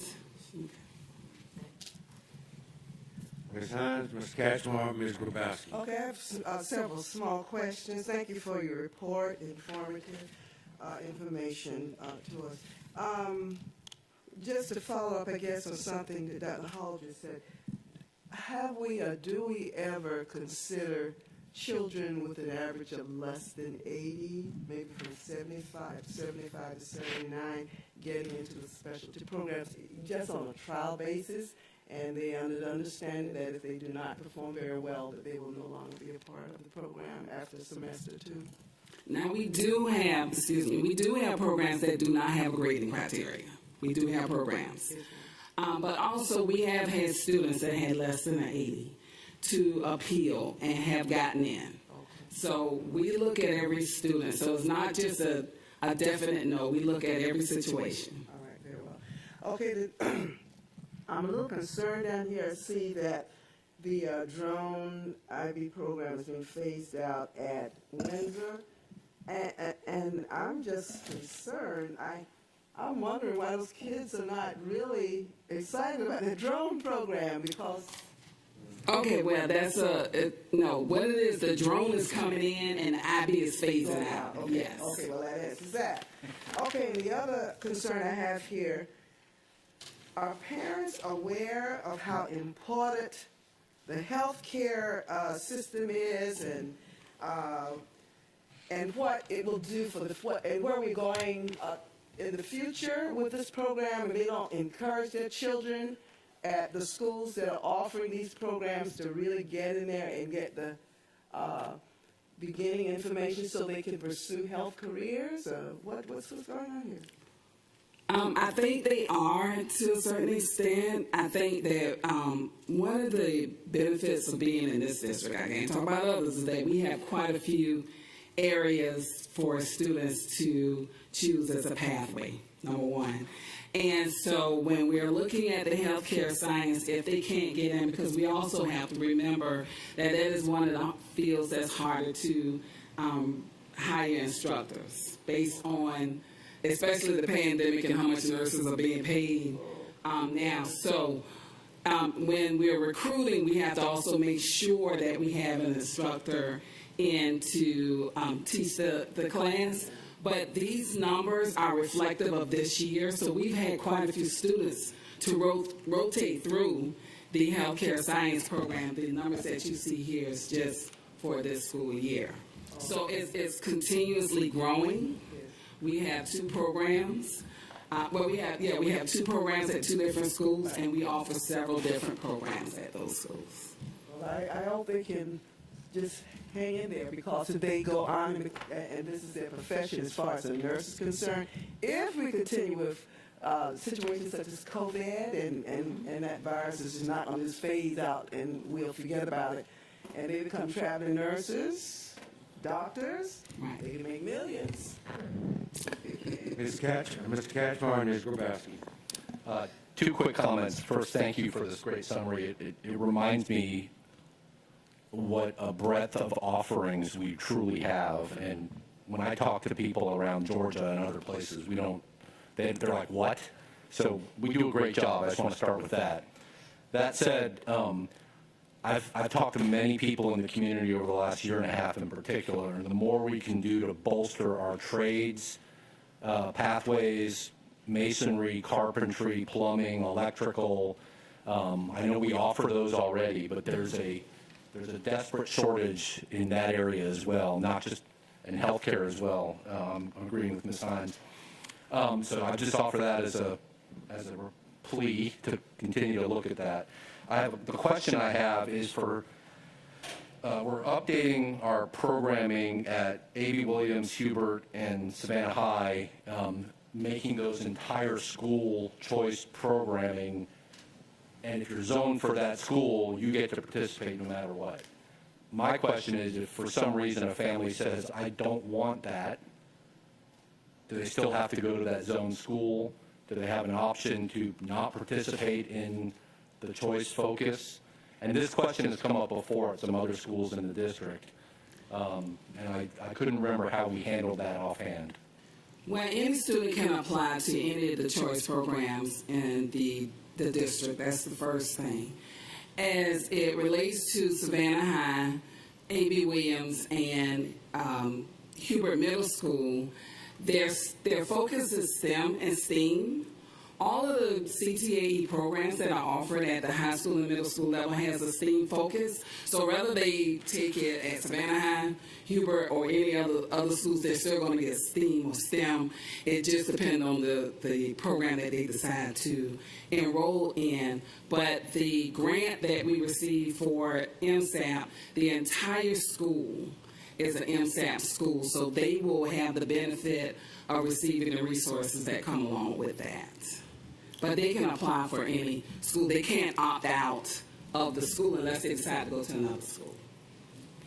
So also to add to that when our students are participating in certain courses, the rigorous instruction occurs in their core content areas. But at our middle and high school, there are other opportunities to participate in other elective courses or connections courses that may not be directly aligned to that, such as world language. And so they'll get the rigor, they'll get the instruction, but again, they don't necessarily have to participate in some of those courses. They do have opportunities to take other areas of interest in our middle and high school's other electives. If that answers your question. Yeah, I was looking at Savannah High, and I'm like, what if I don't want to do engineering, welding, computer science, cosmetology, nail technology, barbering, et cetera? And you answered the questions. Thank you. Ms. Grabowski. Thank you for the update. I just wanted to clarify on the chart, the data. So for schools like Jenkins, where you have 89 seats available and 86 seated, were there only 86 applicants for the programs that don't have their seats completely full? So no, our schools could have waiting lists, but understand that waiting lists are also determined by what's available in a grade level and our program. So Jenkins may have students, they do have students on the waiting list, but they don't have any space in that particular grade level. And some of our schools have waiting lists, but they don't have any space in the program that the student wishes to enter, like Savannah Arts. They don't have any more seats in the piano program, and so there's a waiting list. Okay, thank you, that's helpful. And the other thing I wanted to clarify, the numbers of the current enrollment. So for some schools where it's a school-wide program, that current enrollment is the entire school, but for other schools where it's a program within the school, it's just for that program. Okay, it might be helpful just for the public, maybe have a little asterisk or something like that on the chart to differentiate that some of those numbers are for the school and some for the program, just for clarification of information. And then one other quick thing I wanted to clarify. Dr. Brinkman said it very quickly and was one of my questions about open houses and students being able to shadow. That is such a valuable experience for students who are considering choice schools. So did I hear correctly that is something that we are looking into and hoping to host again? As we discuss the visitor protocol and the volunteers and returning into our schools, definitely choice visits will be a part of that discussion to make sure we offer opportunities for our families to get a look at our programs. But that'll be a part of that discussion, yes. Ms. Hall, and then we must move on. Very quickly, as we gear up to look at the choice programs through our equity lens, would you say that we are, in most cases, doing well in terms of equity in this process? Yes, ma'am. And we also have some schools who are making that a focus to ensure that they're offering those opportunities to all of our students. I think Ms. Hines alluded to some of that earlier, and our appeals process does a good job, too, of helping to ensure that. So I do think we're doing a good job, but we continue to work on that and ensure that those opportunities are provided for all of our students K-12. Okay, I'd really like you all to be one of our first guests at our committee meeting to really look into this. Thank you. Any other comments, questions? Thank you for this good, that was a great presentation. I think we all need to have more information ourselves to give out to our colleagues, friends we meet. Okay, the last, lost my place here. Oh, the last is strategic goal 4, and we were talking financials and East Plus update, which has 59 slides.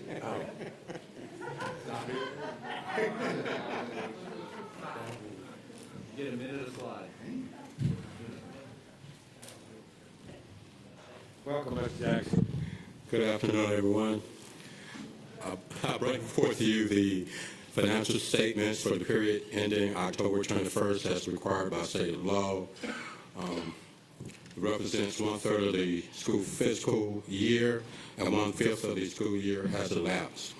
In Fund 100, General Fund revenues are 17.4% of the budget, which is higher than last year. At this time last year, property taxes were 16% of the budget, so we collected 17.4% of property taxes compared to 16% of last year. General Fund actual revenues are 22% of the current modified budget as compared to 21% last year.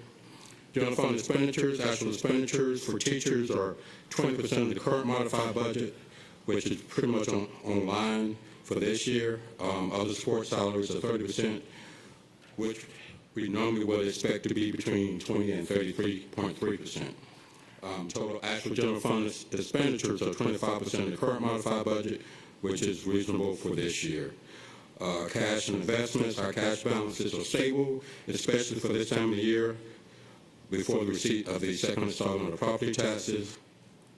Historically, in prior years, balances were critically low.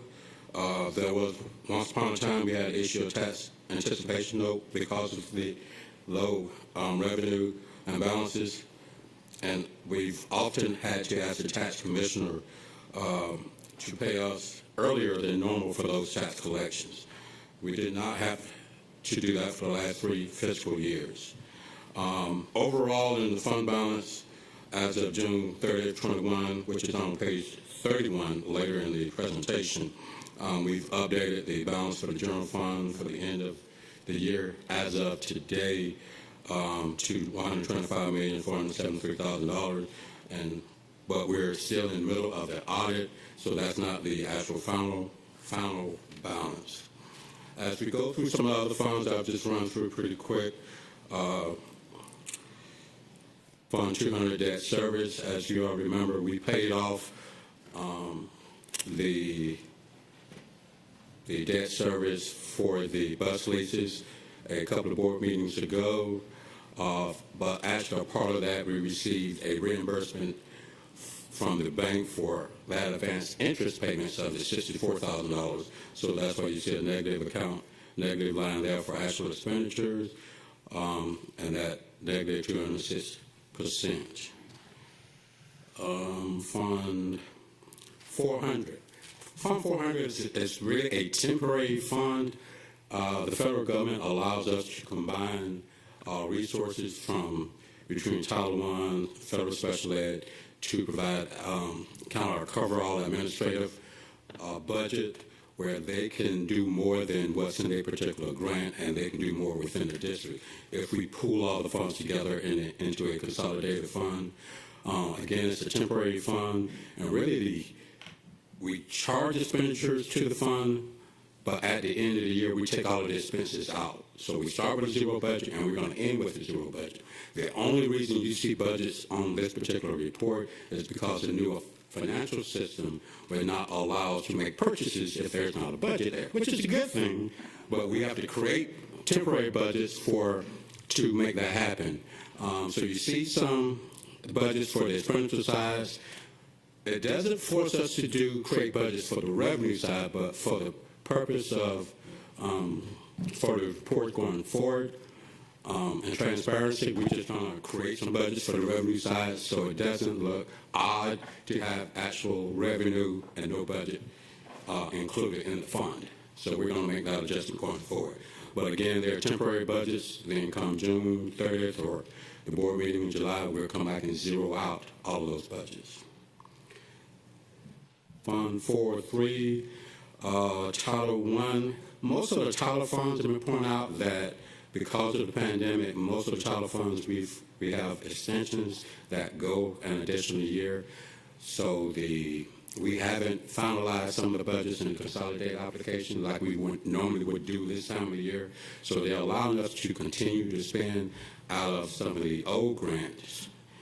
And we have not set up some of the new grants yet in the fiscal year with the new budget amounts. So that is forthcoming as we get that information from the Georgia Department of Education. I think that is probably it. One other fund I want to point out, because I think Dr. Hassan Brown had a question last meeting, Fund 584, which is for special revenue. What we found is that we've collected revenues from some smaller grants. The school has a lot of schools have been collecting revenue from some small grants, International Paper, Walmart, and so on. The accounting department has received the checks, put money in the bank, but some of the schools are not up on the process of getting their budgets into the new financial system. So we have some small grants that staff is working with those schools to add budgets on the revenue side and add budgets on the expenditure side. Now for the grant, the overall budget itself, we have revenues, only budgeted revenues of $145,000, but budgeted expenditures of $1.7 million. That's because this fund, again, it collects small grant revenue from schools, from small donations, and we allow those amounts to carry over year after year after year until they spend all of it. So that's $1.7 million among all of the schools for some small grants that they have received. We just don't take the money away from them. We just allow them to spend it, but we just allow that expenditure budget to roll over year after year. The money is already in the fund balance to cover it, but we don't have to budget for the revenue. We just budget for the expenditure side. And I believe, trying to make sure I answer all of the questions. There were a couple of questions regarding HBLOS 1, interest income there. It shows a negative $14,000, but it's actually the reverse. We received $14,000 more in actual revenue than the budget actually is. Same thing with HBLOS 2. We actually received $2 million more than what the budget is. Periodically, from time to time, we will come back with budget adjustment, budget amendments to adjust the revenue budget, to kind of true up the budget amount to match the interest, but we will add budgets to the expenditures either to a project or either to a contingency account to be used in the future. And I believe there was one other question about the difference between the available balance here at 7.4. This balance is really just the difference between the current budget and the actual revenue budget. This is kind of a year-to-date for all of the revenue and expenditures in E2. It's a little different than a 4.6 amount that you will see later in the capital projects report, because that capital projects report is only showing the available balance in what we call the contingency account. That can be used for other purposes, but Mr. Miller-Kegler may talk about that later, but basically that's what that $4.6 million, I believe that's what it is, that's where that amount comes from. So it is different from this amount, which is a year-to-date, for all of the revenues and expenditures, and not just the contingency amount. And I think that's it. Any other questions? Dr. Housen-Brown. Yeah, I just want to say thank you for addressing my questions in your report, and the answers make sense. So my question about tracking E1, how long do we report that we made an extra $14,000 in E1 before we stop, before it gets consumed and we don't have to report on that anymore? I believe we've actually finished all of the projects. We will do an additional budget amendment for the $14,000 and find one of the projects in E1 to spend that money on. It's a quick fix. We just need to do it. Are we reporting on it? Sorry to interrupt, but are we reporting on it just because we are being extra transparent? Yes. And we're just making sure that everybody knows we didn't run off with any dollar? That is correct. Okay. That is correct. I think we're to a point where we're going to actually close it. I believe we stopped reporting it, I think, on the CIC reports and police reports. Once we close it out completely, get rid of that last little bit of interest, you will no longer see it on these reports, on financial reports. Thank you. Yes, ma'am. Any other questions for Mr. Jackson? I am sure our facilities team can find an E1 project. It's been 15 years now, so there's $14,000 worth of maintenance at least. Exactly. And that's what we're actually working to close that particular iteration of East Splash out. So we are working to make sure that all of the bills have been paid, everything is in order, and we'll be closing that out very, very shortly. So you'll no longer see that pending. Any other questions on our financials? All right, thank you, sir. Sure. Moving on to our quarterly East Plus update, to echo Dr. Buck's earlier observation, I know we're going to hit the highlights and then answer some questions, right? Or you get 10 seconds to slide, your choice. Good afternoon. You're correct. We will be brief. I'm going to open up, and Mr. Jones will come forward with for the presentation. But wanted to, again, thank you all for your continued support. Thank the community for the successful passage of E4. We're very transparent. We want to be held accountable, and we'll continue our work in the community to make sure that our students have the best as it relates to facilities and security, technology, buses and the likes as a result of our East Splash Dollar. I'm not going to go through each of the slides. We're just going to do some highlights, and I'll let Mr. Jones come up and join me. Where you see your revenues, we actually have our revenues in for October. We're about $8.5 million in, so that did come in a couple of nights before, but wanted to bring that to your attention. And I'm going to let Mr. Jones come up. But what you'll see towards the end when we start talking about the way forward, I want to bring to your attention, Dr. Lebet and Mr. Bolson is working on kind of the back end. If you remember your work on the front end of East Splash 4, where you had an opportunity to look at the projected funding, how we could spend it, allowed you to have an opportunity, kind of gave you the book, and you said, okay, we would like to have this, and you were able to determine the availability of funding. Now we've had a successful passage of the referendum, so now we'll be looking at how we are going to make those decisions and determinations from year 1 through year 4. Certainly there are some priorities, there are some needs, so we certainly have to address them, one of them being Godly Station. When you have a K school that has over 1,000 students, sometimes it's 1,600. We had 1,900 students in that school at one time, and there's many portable classrooms close to what we have in the building. So that's the data that we're going to be bringing forward to you as a part of your work as we start preparing and making the determinations how we will move forward for the next 5 years. We'll be looking at capacity. We'll be looking at some long-range planning that we talked about in our policy work this morning, what those schools should look like, how we should right-size and where that work needs to be done. In those schools is what you will be looking at again. So we'll be bringing that data forward. Dr. Levet will be vetting schedules, and we want to be able to start that work very quickly. So once we start collecting the pennies, as you know, we cannot obligate the district unless we have the money in hand. So when we start talking about there's no dirt that's being turned because we don't have any pennies.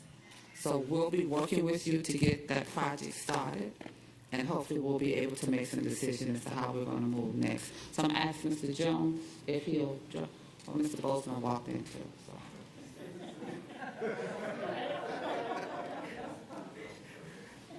Good afternoon. I got saved by the bell.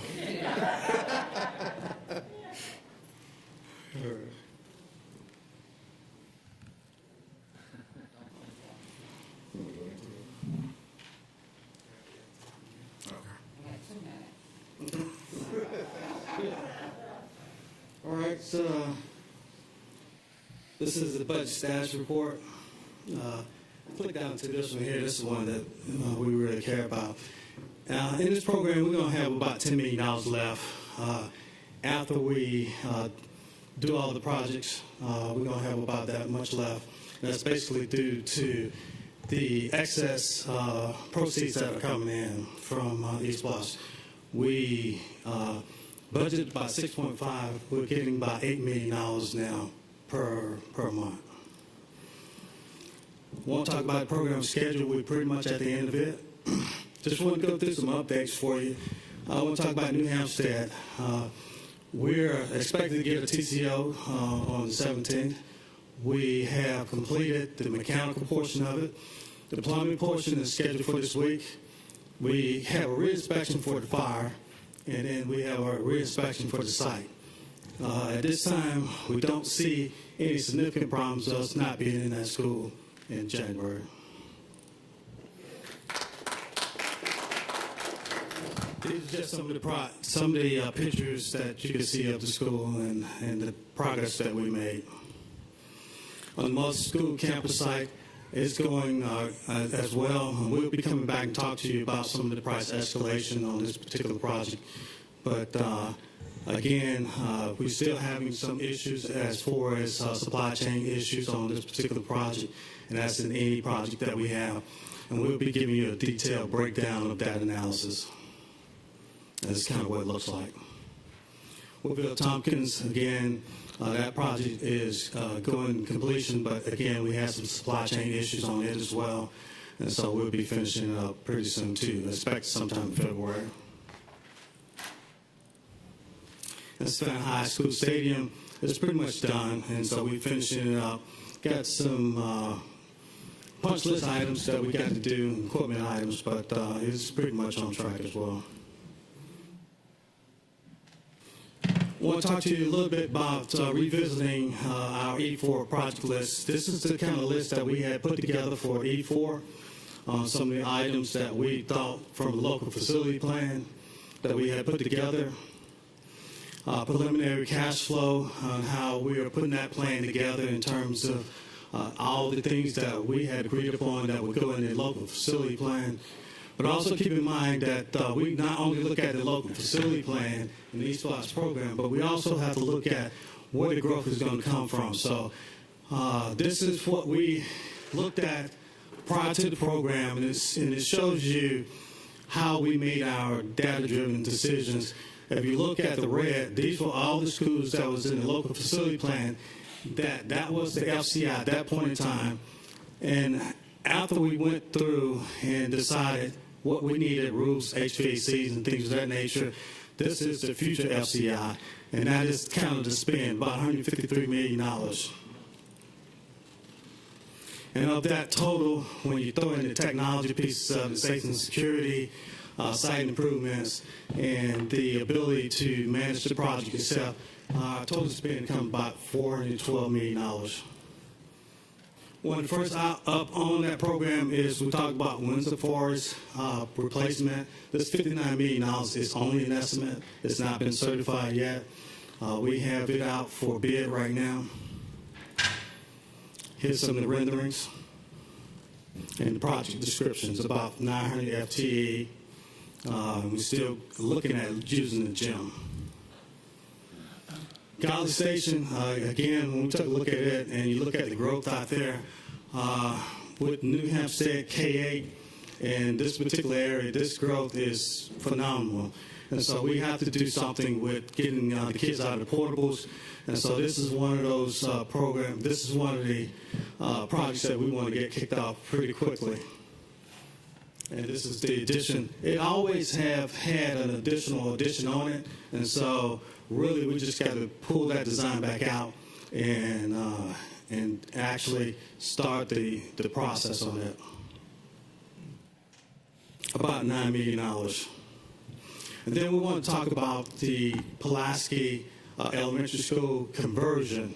What we saw when we did Bartlett STEM, there is no K-8 seats in that particular area. All the growth that is coming up from the south. This particular school here was a tip wall school. We wanted to convert this particular school into a K-8.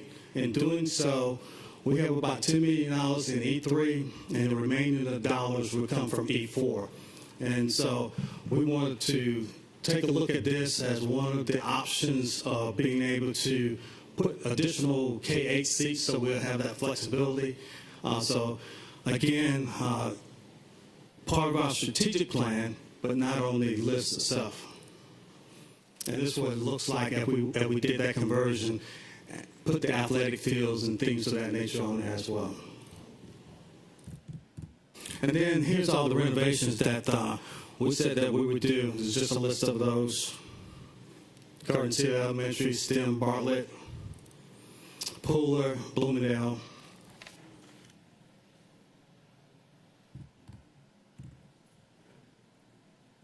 And then some of the support facilities, you got an opportunity to take a look at the maintenance and transportation. We want to invest some dollars in that in our first and second year.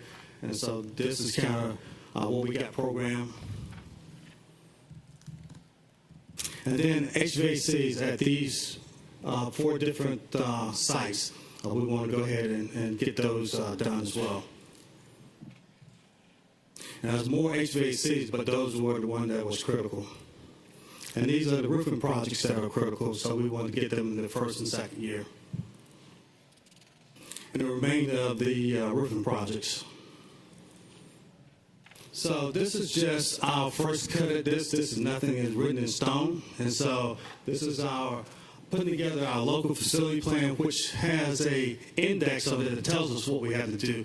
But we also have to take a look at where the growth is coming from, what our strategy is going to be for long term, because this is a 5-year plan. So we wanted to put both of those, and we wanted to start the conversation about, where the growth is coming from, what we need to do first, second, and third, so we can go ahead and put together our total long-range plan. And I'll take on any questions that you may have. Questions? Dr. Bringman. Yeah, thank you so much for your report.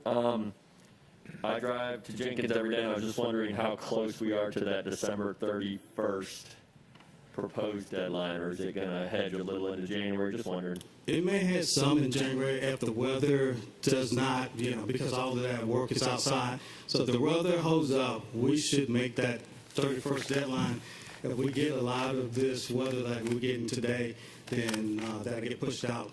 But the majority of that work is basically the Atlantic Avenue that we got to finish up, move all that dirt out, because we was waiting for the athletic fields to get done, and now we can bring all that dirt out and start that final parking lot and final look into the school itself. Thank you. Other comments, questions? Ms. Grabowski and then Ms. Hall. Thank you for the update. Just for clarification, on page 39, the STEM Academy at Bartlett also understand there were some funds from E3. Will those get wrapped into this project, or have those funds already been? No, so what we typically do in a project like that, where we have projects in two SPLOST programs, it's combined. And so the funds are not lost. They're still there, just like we did with White Bluff. Had funds left in White Bluff in 2, and then we combined with 3 for a total project. So those what you're seeing there is just a renovation piece. Right. The other pieces that we're talking about doing there is the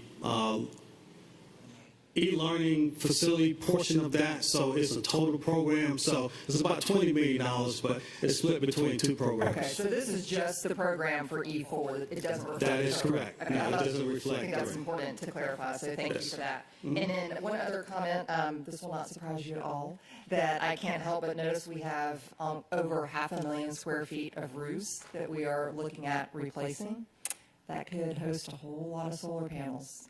It So could, I yes. certainly hope that is something Yeah, that we are going and to. part of what we want to do to reduce that carbon emission is do a whole solar farm that feeds into a school. So we're working with Georgia Power to be able to do some of that. The problems with putting on a solar panel on the roof itself is if something happens to it and you have to do major repairs, you're putting holes in the roof itself. So we're coming up with several other ideas to be able to do the same thing, but maybe put it on the ground somewhere and just have a solar farm. So that's what we're looking with and working with Georgia Power to maybe be able to do that. But we do have some limited amount on the roof itself. But we're trying to not puncture holes in the roofs itself because, our research is showing us that, hey, when that happens, then it creates a whole lot of different problems for our maintenance group. But it's not off the table, but we want to see if we can do it in another productive way as well. Ms. Hall, please. Oh, I just wanted to say, when those E4 pennies start on January 1st, it'll probably take us to March, April before we have amassed enough that we can really get going, or is it quicker than that? No, 2 years. It'll take 2 years? Yes. Wait, no, you need a better answer than that, though. If you look at the presentation, I saw something in there about bond revenue. Are we still taking a look at maybe floating bonds? Absolutely. What we want to do is be able to get our program up and running. And as you saw, $59 million, almost $60 million out the door for Windsor Forest. We don't want to wait on that. It's already in design. So part of our program was to be able to go out and borrow up to $200 million to get those programs up and running, because what we don't want is, like we are in this particular program here, have everything hit us at the same time. I remember 5 years ago, you guys saying, hey, when are we going to dig dirt? And so we're digging a lot of dirt now because we got like 5 or 6 projects going on at one time. So we do have the ability to borrow up to $200 million. Other comments or questions? Mr. Catchmark. Just on that, though, not only does doing the bonds enable us to get projects going more quickly, but it also reduces the stress on our facilities team, who spent the first 2 years waiting for money to come in, and then the last 2 managing 38 projects at the same time. That's correct. So it's beneficial on multiple levels. Right. Ms. Hines, and then Howard Howell. And right now, I think money is a little cheaper now if you borrow it than if we wait a year from now, because we don't know how interest rates are going to move. But what I would just like to say, thank you so much for you and your team and the work that you have done and are still doing. And we deeply appreciate all that you've done and continue to do here for Savannah-Chatham County Public Schools. And on another note, we're sorry for the passing of your brother. So you have our blessings. Thank you for that. Thank you, Ms. Hines. Dr. Howard Hall. Yes, I echo Ms. Hines, and every day I drive past the K-12 facility, and I know you said that there's a demand for supplies, so there might be some type of delay. What type of materials are hard to get at the time? Is it the... Right now we're seeing a delay in steel, we're seeing a delay in epoxy paint, and so those are the main things that we're seeing a delay in. Also concrete, everybody's pouring concrete. You got all the different, at the port, all the projects that are happening, and so trying to get concrete and trying to get people, so that's another big thing. So we're competing against all that. This is one of the biggest projects that we got going on in the city, and so it picks up a lot of resources. So we're taking a look at that. We will give you a detailed analysis of what we can expect and the future cost escalation, what they may be. Yes, there is a lack of supplies regarding the auditorium for Woodville Tompkins. Yes, it has been. I believe we had some issues with some of the epoxy paint on it as well. And so we're looking at alternatives to put down. The same way at the K8, we could not get the epoxy. So we're having to do alternative type building materials. And so we're taking a look at it. And one of the things that we're probably going to bring back to you is that We want to probably buy some materials ahead of time, get a warehouse where we can go ahead and get those materials. So we'll be presenting all those ideas that are kind of out of the box, that are normal, that is not normal in the construction process. But in this day and time, you can't predict it. So we're going to probably come back to you and say, hey, can we buy all our HVACs a little early and store them here on site? Okay, and I'm looking very forward to the ribbon cutting at Woodville Top. Thank you. You can really tell us an election year coming up, can't you? I have Mr. Johnson and then the superintendent. I just want to thank you and your team for getting New Hampshire K-8 actually probably going to be opening in January. That has been, y'all done some yeoman's work and some heavy lifting as well. I really do appreciate it. I know that the families are going to appreciate it once they can walk into that school. So thank you. And thank you. Superintendent, please. Just while we're here, just want to make sure that Mr. Bozeman, Mr. Jones, and Ms. Miller-Kegler, and the staff recognize how much we appreciate the work that's been done throughout all of this. And certainly the challenges have been many, but we have continued to come together and look at possible solutions. I'm ecstatic that our report to you on New Hampshire K-8 is very different than it was a few months ago, but I will say that it has come at a cost, and that we've not been able to do everything that we wanted to do typically on our side, but because of the commitment, the Saturday work, the Sunday work, the at-night work, and the pressure that we have been able to apply when we needed to apply it has allowed us to see, hopefully, a successful opening. So kudos to you and your team on the and to the probably unusual demands that the superintendent makes about we need to see it happen. And we appreciate your willingness to rise to the occasion. We are excited about East Plus 4th. Sorry you missed the celebration or recognition of the Community Action Team, but we are excited about their interest in our future. And we are looking forward to having further conversations about bond opportunities that will allow us to stagger that work in a way that keeps us from having the glut of projects at the last minute. Things are going really well, but it's gone well because of the ingenuity and industrious nature of our staff. Thank you for your support and your understanding when we brought those things to you, and your willingness to support a different approach for getting the work done. Thank you so much. I just have to say that we have to realize that we're extraordinary in what we're doing. This is not something that normal boards of education even discuss. So I want us to celebrate ourselves that we are, in this small Georgia community, we are really doing tremendous things. And Dr. Buck, your leadership, everybody, we're really doing spectacular things here. Any final questions? We need to move on. Moving on, please, to the statewide contract for vehicle purchase.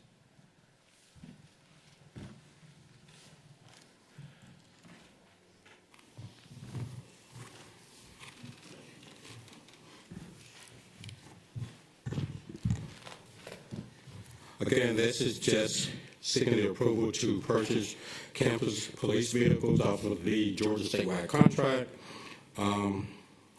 The funding source is actually within the general fund.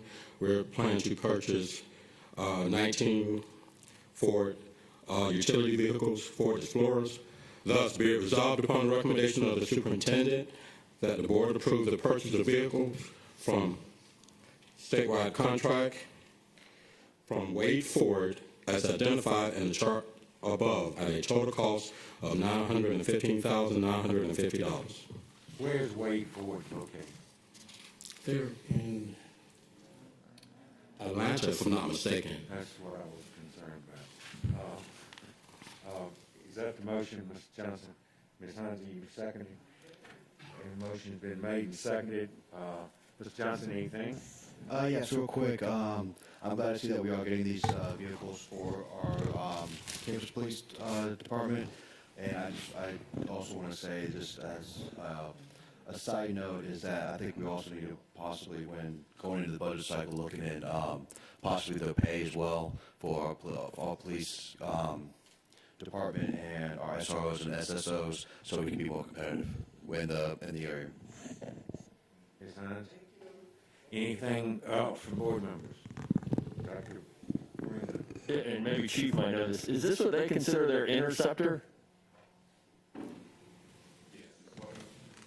The actual, I know it looks like an Explorer, but Ford calls it their Interceptor, or am I looking at the wrong vehicle? I was just looking at the savings that the hybrid would actually afford the district, and I was trying to actually find the vehicle.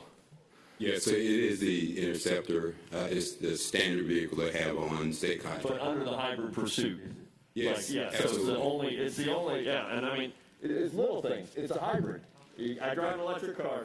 It's the only pursuit hybrid. About naming something an Interceptor and it being a hybrid that bothers me, but Take a ride, and yeah. And I was trying to put you in the back of my seat real quick too with my Leaf, and it's even tinier than hers.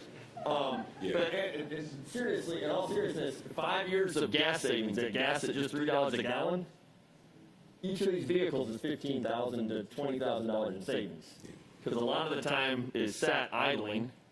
That's right. And these won't burn fuel nearly at the rate a normal Ford Explorer would burn. So I commend us on going this route. And it's easy to overlook when it's just a line item like this. So thank you. I would, 5 years from now, I'd love to see the cost savings on the fuel. And here's the thing. It might help exactly what Mr. Johnson was saying on payroll. Well, we have clearly been encouraged by the superintendent and by our CFO to reduce the carbon footprint and save money at the same time. So I appreciate the support that they give me to make sure we move forward in that direction. thank you, Chief. Any final comments from board members? Hearing none, all in favor of this resolution, raise your hands, please. 1, 2, 3, 4, 5, 6, 7, 8, 9. Motion passes 9-0-0. Next, the E4 continuation resolution. Yes, sir. The finale of the great news we heard earlier today. The voters approved the continuation of the educational purpose local option sales tax on November the 2nd, 2021. The superintendent has requested that the board pass the accompanying resolution to announce the results of the election and to provide documentation for potential financing and other opportunities. Other purposes. Thus, be it resolved upon recommendation of the superintendent that the resolution hereto attached of the Board of Education for the City of Savannah and the County of Chatham declaring results of an election held on November the 2nd, 2021, and certificate of the Board of Elections of Chatham County, Georgia, be adopted, and the officers of the Board of Education be authorized to execute the documents and provide such certified copies to appropriate agencies as may be necessary or desirable. For the resolution, Dr. Hoskins-Brown makes the motion. Dr. Tanya Howard-Hall seconds. Anything, Dr. Hoskins-Brown? Anything, Dr. Howard-Hall? Any other comments from board members? Hearing none, all in favor of approving this resolution, raise your hands, please. 1, 2, 3, 4, 5, 6, 7, 8, 9. Motion passes 9-0-0. Thank you, Mr. Jackson. As we get ready to finalize, I would only want to make a comment on this E+4 that when we come back from the holiday, we immediately, of course, in the new year, but the moment we get back, we start working on budget. We can pat ourselves on the back for a job well done with E+4, but there are a great number of our citizens in this community who are very concerned about their taxes in general and about the property tax end of that. We need, as we start to prepare a budget, to look very carefully, I believe, at every position to make certain that we are doing what we need to do to serve the students. We've got about 1,000 less students than we had in the past, and as we continue to move forward, there are those people who are going to push that think that a budget at least equal, if not cut, should come because of this East Law. So I'm just telling you what I hear in the community, and it's not to take away the excitement about this at all, but it is to say that there are those people who think that our hand is out all the time, and we just keep adding positions and paying ourselves good salaries. So, happy holidays. Do I have a motion to adjourn? I got lots of motions. All in favor say aye. Have a great holiday.